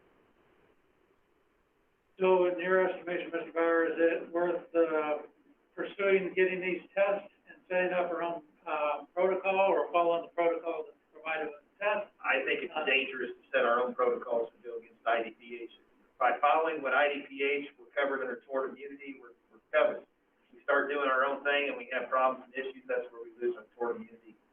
And that's where if we do have suits filed against us, we're not gonna be covered with our tort fund, we'll have to dip into educational fund reserves to fight that suit. So I'm hearing, Mark, on your point, and yours, Mr. Donahue, that we'll probably stay status quo and rely on the, doctors and the testing from the lab. Is that what I'm hearing? Well, that's what, you wouldn't set up your own protocols. I mean, you follow the doctors and health department protocols on that. But they already have that all set up. Whatever the The protocol. protocols would be who would you test and who you wouldn't give a test to. That's what you set up the protocol for. You're not setting up any protocols on when they can come back and all that. That's already determined. We're setting ourselves up for risk on these rapid tests because in some instances, there are 50%, false negatives. So if you give them a test, it's a false negative, you send them back into the classroom or wherever, and then they're exposed, that's where our risk is gonna be. We're doing that now. So where are you getting the 50% false negatives? There are some tests, I'm not saying this one is, we'd have to know, but There's a lot of. there are some antigen tests that are 50% false negatives, but they're a higher percentage of, false positives. There's a heck of a lot of being used in universities. I mean, Again, there's so many different, there's the PCR and there's these antigen tests, there's so many different ones out there, so that's another thing we wanna make You know, sure. I go, if I have this, I go get a rapid test and it still counts. Oh, look up Elon Musk and what he did and, the 4 tests that he took. Same person. Same person, same day. Negative. I'm just saying, I do says with that, I mean, they allow it. They prefer the PCR, but, I mean, it is allowed. Well, I'm gonna suggest that you work with Mr. Bauer and you guys decide whether the risk is worth it, and if you wanna get some tests and, maybe work with the hospital and see what their recommendation is. And if it's something that is an advantage for us to keep our teachers and students in, person, I would be for that. So, is that all right with you, Mr. Bauer and Mr. Donahue, that you'll pursue that? Okay, thanks for that question, Mark, and your response, Mr. Donahue and Mr. Bauer. Is anything else in your report, Mr. No, Donahue? Kind of This must be a short one. went on a tangent there, didn't we? Okay, Mr. Patience back there. Mr. Stouter, you are up with the, building and transportation. I'm not taking up any time. Everything I have is just information, everything's been attached. The high school project is still going, we hope to have it done, get going. It started by Christmas, hopefully. I just want you to know, Hickory State, we've supplied them with a document every year that will, if there's an emergency, will help them evacuate their building. That's been attached also. Just to highlight the tenure on the high school, right now, what you see that we've attached to the draft, I've talked to VLDP today, it will be put in Iowa in the next few days, and next month, board can approve it. And one thing highlighted on there that stands out is they did put the alternate gym floor down and the roof. Those were the 2 main concerns that they cited. The rest, majority can be all done in-house. Not bad. Didn't we do some work on the high school roof this summer? We did put a new flat roof rubber down, but the problem is in the middle, is where we're getting a leak in the wall. Still getting a leak in the wall. Not on the roof, it's in the middle. So we're gonna have to get someone to look under that, and it's gonna take a little more time. All right. But it's not the flat part that's leaking, it's more on the green slope end. Okay. About that. The Lakeland real quick, just to highlight that, we can talk about it next month if we read into it more. ISB is not gonna recognize Lakeland facility as a school building. They're recognizing it as a facility. Instead of going by school code, they're gonna go by building codes, which violations are in there, you can look at them. The main one being they want to put a fire alarm system in that building, the DFE building code. Those are in there, and when we look at it more in the next few weeks, we address that. But that is the biggest thing out of Lakeland is they're just gonna look at it as a facility, not a school building. As far as the elementary replacement, percent, they're still in progress. Damien from DLD told me yesterday that it's on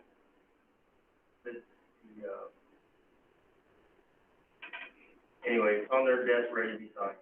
So it's on his desk ready to sign. It's been approved everywhere else.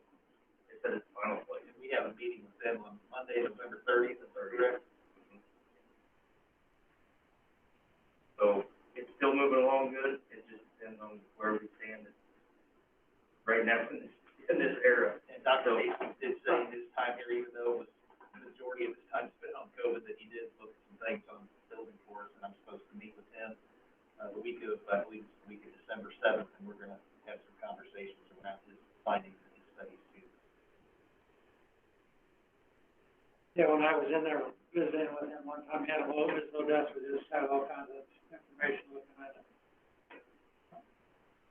Is that all? Yes, other than that, I did put in there that as of Friday when I wrote this, we were fully staffed. We did lose one over the weekend. So. For how long? Should be out 14 days.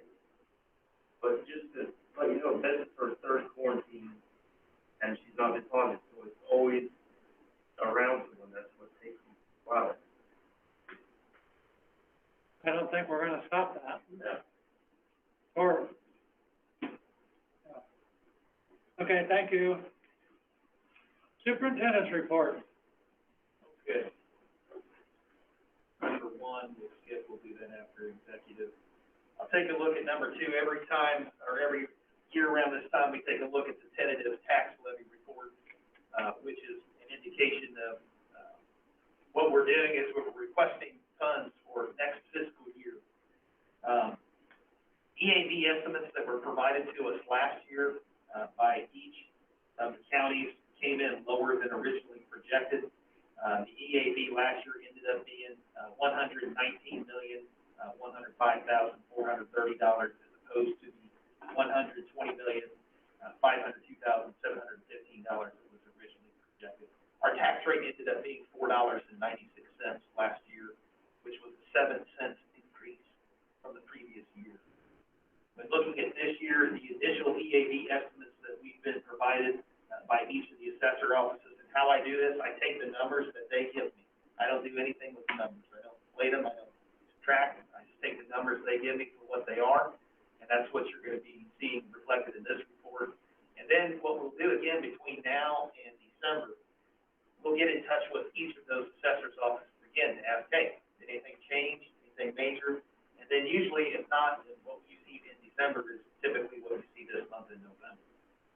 So if we take a look at last year's extension, and again, anytime you look at, you're talking extension from the previous year, you're taking what was extended minus the bond and interest payment. So that was an extension of $5,226,152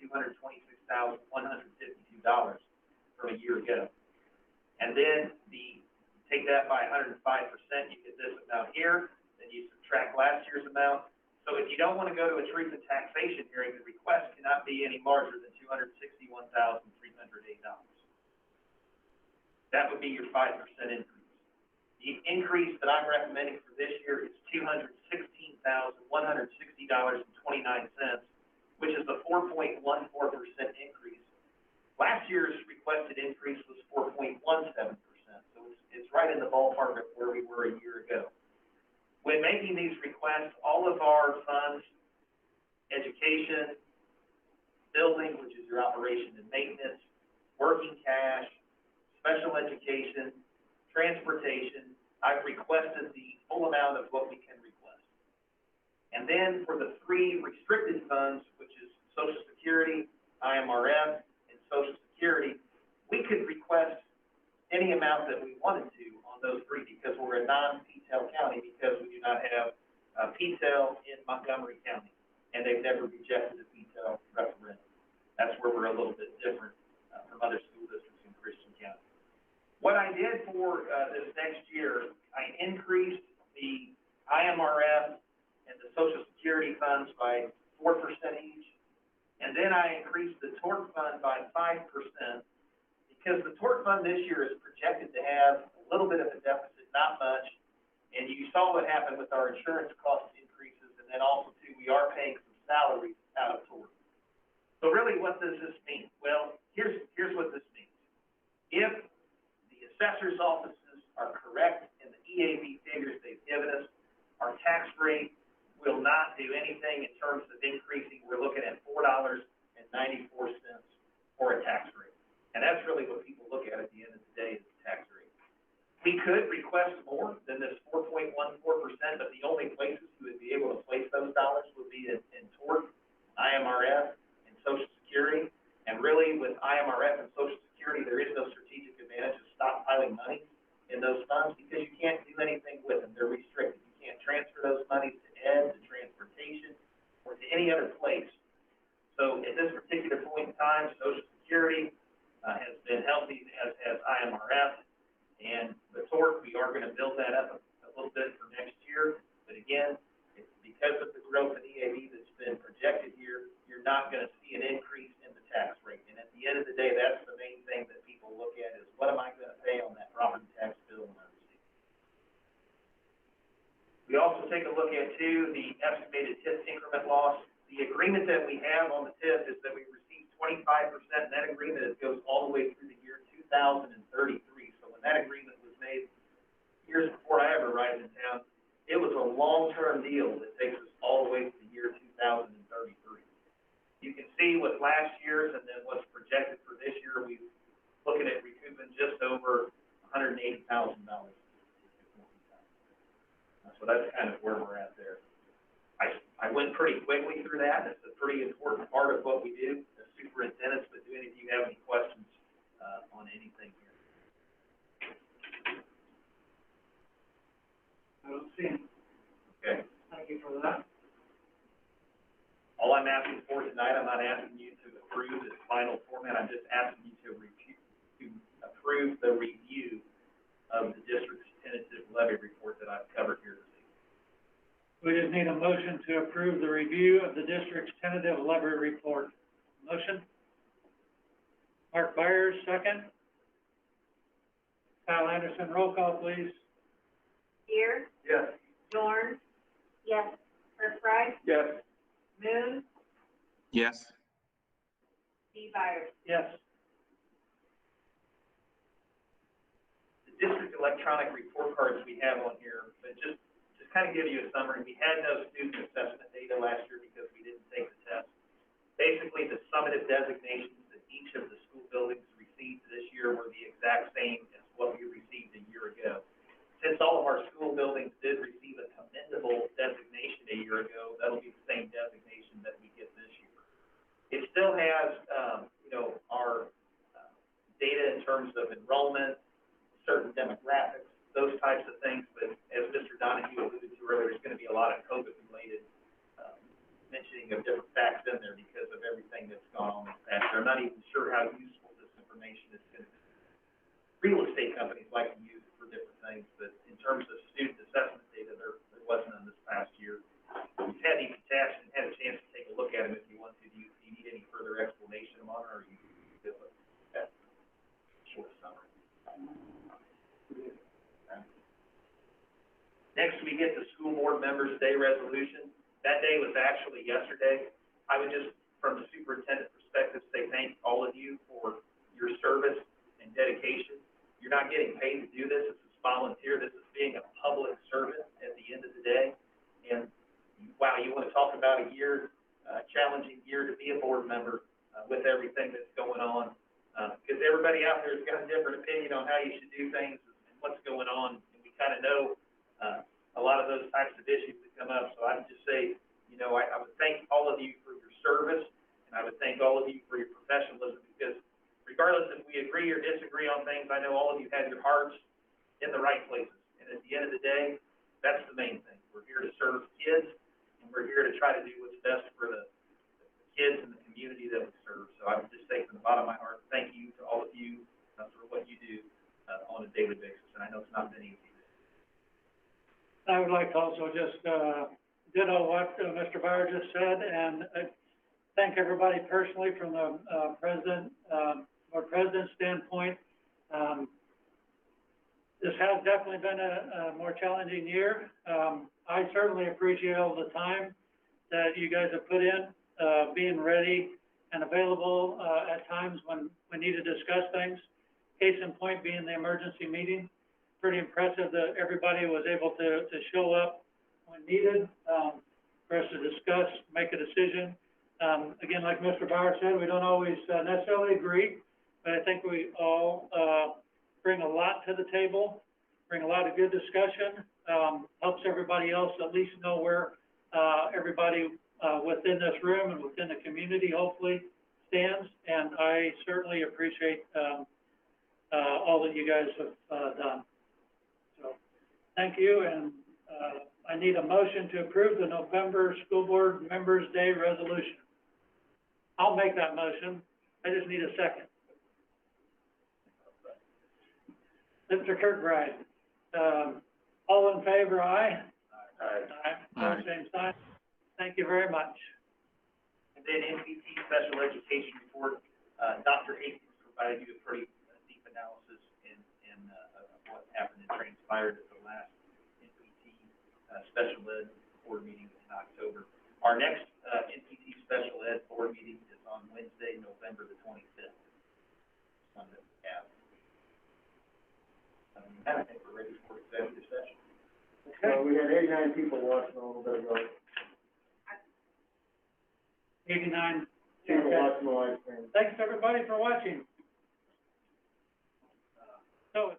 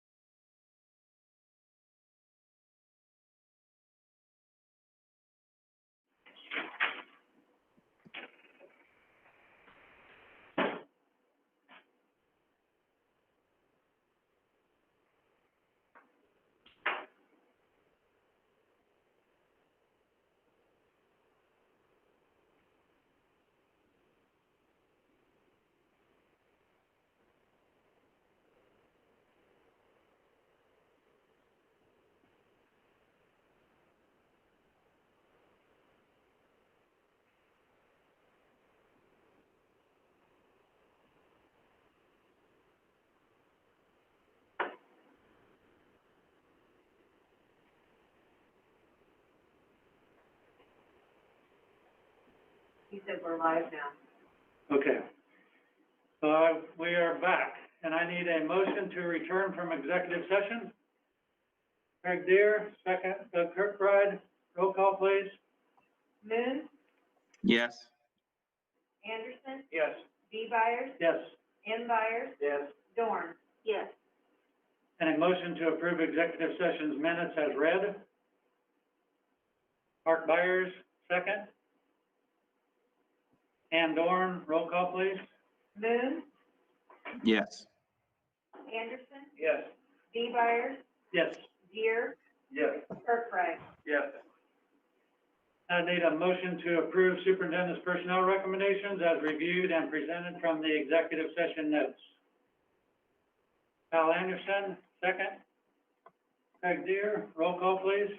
B. Byers, Yes. M. Byers, Yes. Dorn. Yes. Kirkbride, Yes. Moon.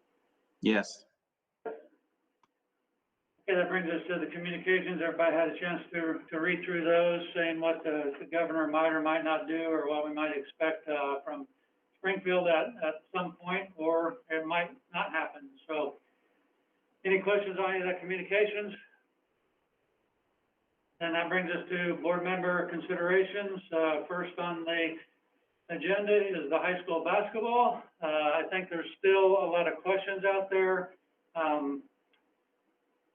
that we don't know about. It's going to be hard for us to make decisions on at this point. It would be my recommendation, since there will be some additional meetings taking place, that we table this until such a time that we find out what those decisions might be, so we can better make a decision for our district. Does anybody have any discussion on that, or the reason why I've recommended? Or would you want to move forward tonight with a vote? If so, I need a motion of some. Make a motion to table it until after the IHSA meeting on Thursday. Have a second for that? Doug Kirkbride, roll call? B. Byers, Yes. M. Byers, Yes. Deere, Yes. Dorn. Yes. Moon. Yes. Okay, so we'll keep abreast of what's going on, and then we'll have to decide at a future date what we are wanting to do with that basketball. So number 2 on our agenda is to review our back to school plan. Mr. Bauer has a recommendation. I'm going to let him speak to this, and then I have a few comments. At that point, we'll have discussion, any board members that want to discuss it any further. And then after discussion, we will see if there's a motion brought to us to vote on voting for Mr. Bauer's recommendations. Mr. Bauer? Yeah, we've been communicating over the past few weeks that we've been facing a lot of challenges with staffing at our buildings due to positive COVID cases of staff, and also due to a large number of staff members that are quarantining. I believe as of today, we have 27 staff total that are out due to either being positive COVID or the quarantine situation. And looking at things, really the best way I feel is, in order for everyone to get healthy, we need to transition to remote learning for a period of time. I'm making that recommendation that beginning on Thursday of this week through Thanksgiving break, that we go on all remote learning for all grade levels in the district. And then we would return back to class on Monday, November the 30th. So we're basically looking at four days that we would otherwise be in person to go remote, and then hopefully back on Monday, November 30th, we would be good to go again. Okay. So that's Mr. Bauer's recommendations. A lot of that makes sense in some aspects in my mind. The board has always wanted to educate the students in person if we can do that in a viable way and with enough staff to be able to do that. I understand where Mr. Bauer is coming from on this, but we have staffed it. The district, I think our district has done a really good job. That changes day to day. We are down that many right now, but that can change in the next day or two, where we would be more sufficient in staffing this. And I think it's easy to see the struggles that our district, of the district and the stresses the administration and teachers are under, because it's right in front of us. And we see it every day, every week, every month. And on the surface, it appeared to make sense to give everyone a break and pause for a while.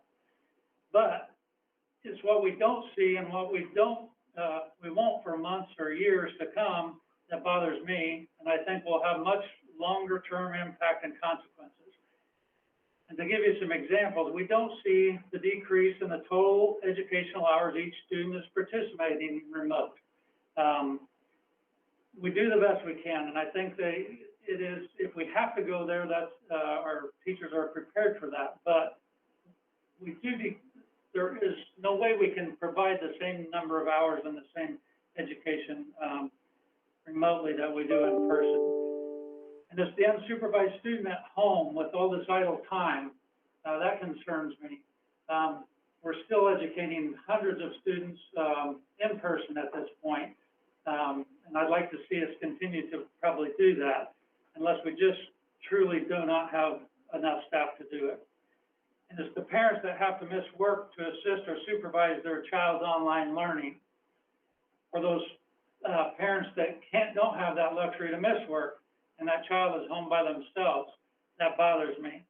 It's the disconnect of the student that depends on support of friends and a teacher that might be their only support.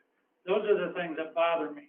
And I do understand that there will probably be a time, and we are in a time that it could be closer. I just don't know that I truly feel this time is the time that we need to go to remote learning. So in my mind, with this proposal to do this, we're saying that we pause because it is more convenient and less stressful for our district, and not that we're truly not capable of in-person learning at this time with staffing it.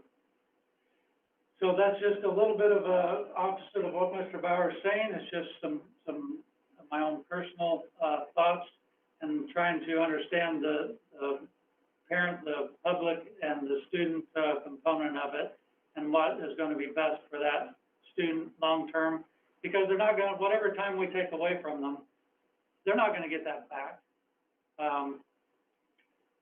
Someone open it up for any other board member considerations or comments before.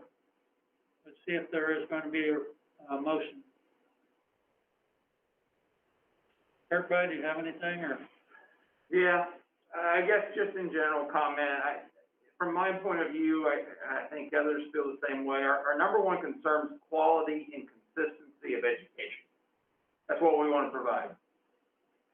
We also, to what you mentioned, Dr. Bill, effectively staffing to achieve that quality and consistency of education is probably the biggest chink in our armor right now. And that's the biggest obstacle we have to overcome. I think the proposal is asking for 4 days to be remote learning, or learning that would be in face-to-face, days be remote learning, to give us a pause and to hopefully get ahead of this. I can't tell you if it will. I have my doubts, but I don't know if it won't. It may very well help. So I guess I'm considering, and I'll have to make that consideration here really quick, that maybe it's worth a try. Just so we set the record straight, we would still be in person tomorrow, and then this would start on Thursday, because Wednesday is a normal remote learning day this week. It would just be 4 days that would have not been typically remote. Correct. Thursday and Friday of this week, and Monday and Tuesday of next week, and then there's no classes on Wednesday, Thursday, or Friday, the week of Thanksgiving.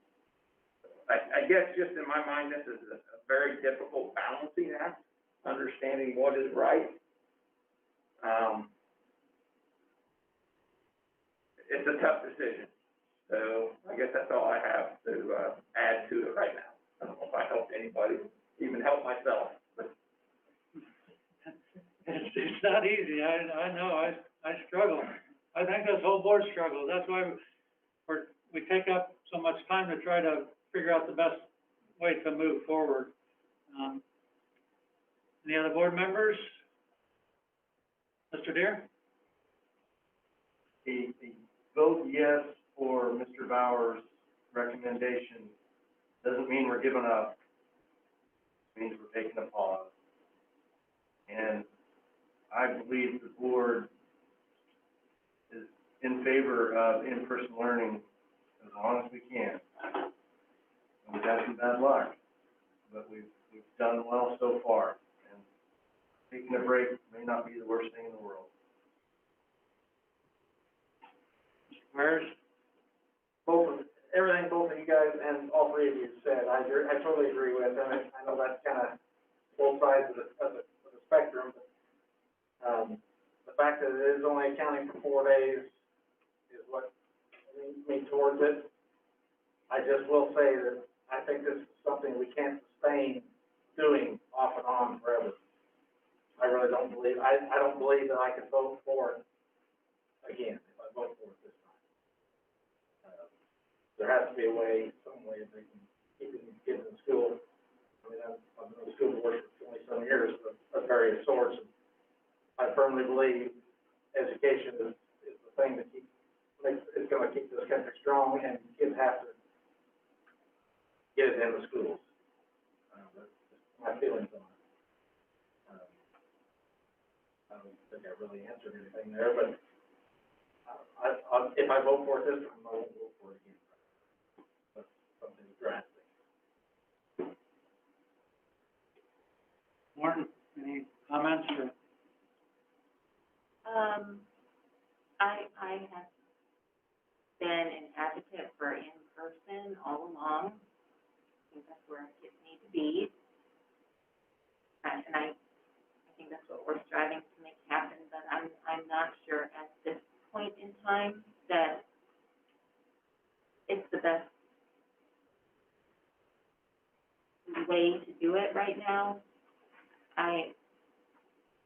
I think that, and I'm not even sure that just to the 30th is even going to do what we need it to do, but at this point, at least it's trying to make our circumstances a little bit better for these kids, so kind of leaning towards that.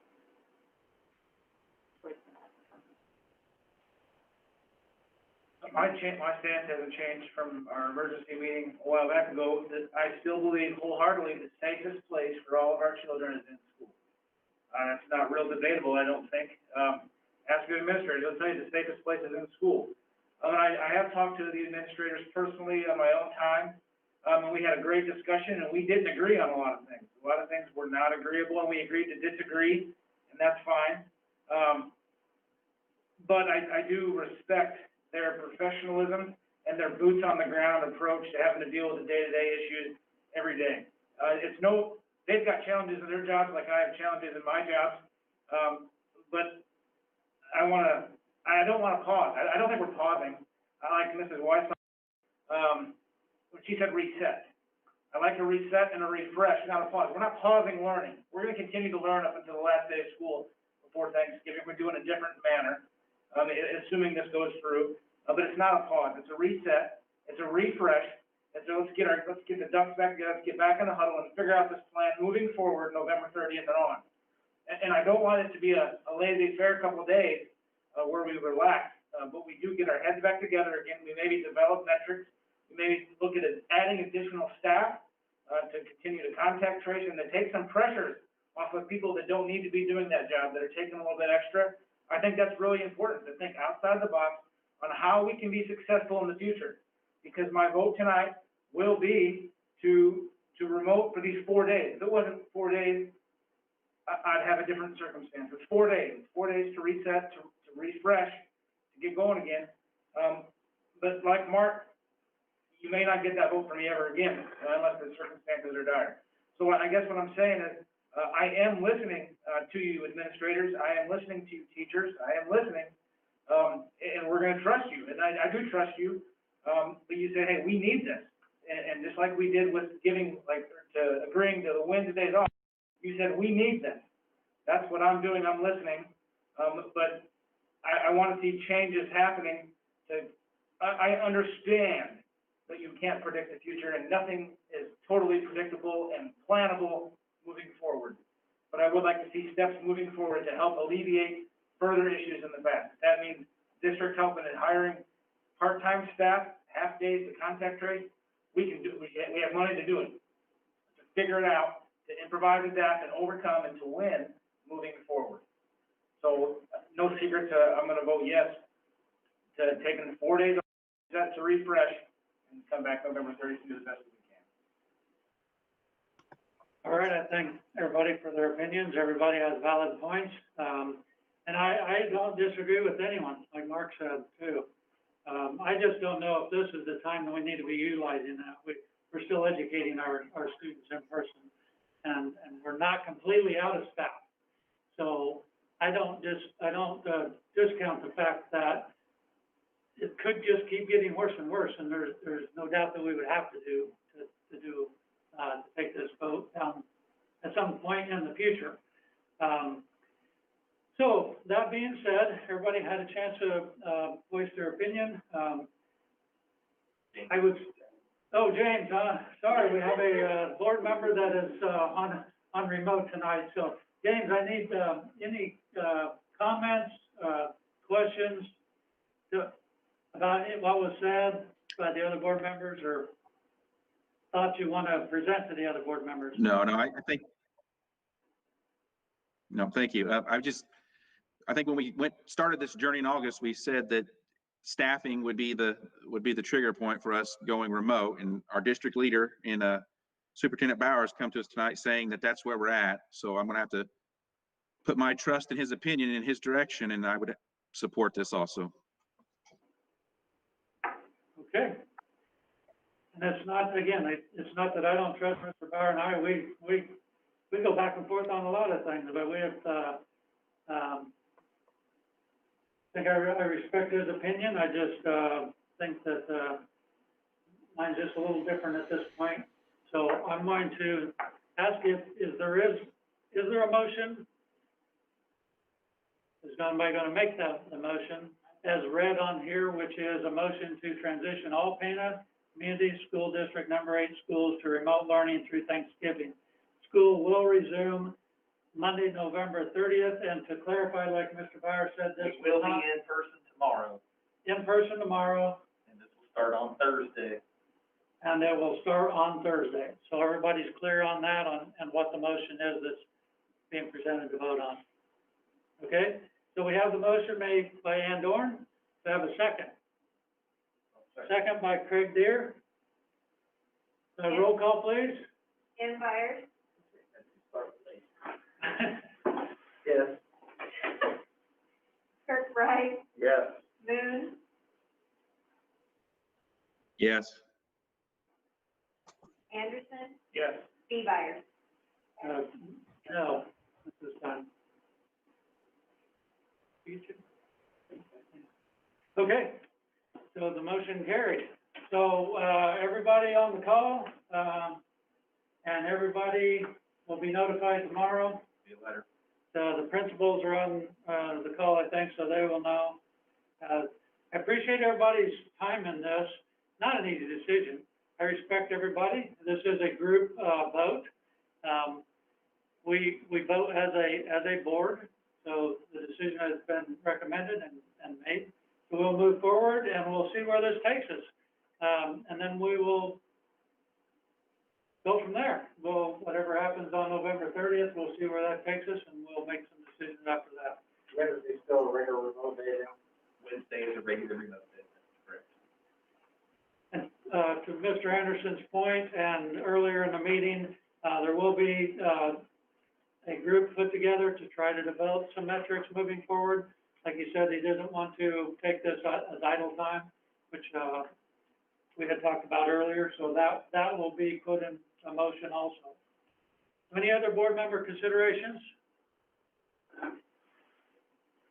Having none, I would need a motion to adjourn the meeting. Ann Dorn, second Kyle Anderson, all in favor, aye. Aye. Opposed, same sign, motion carries. Aye. Thank you.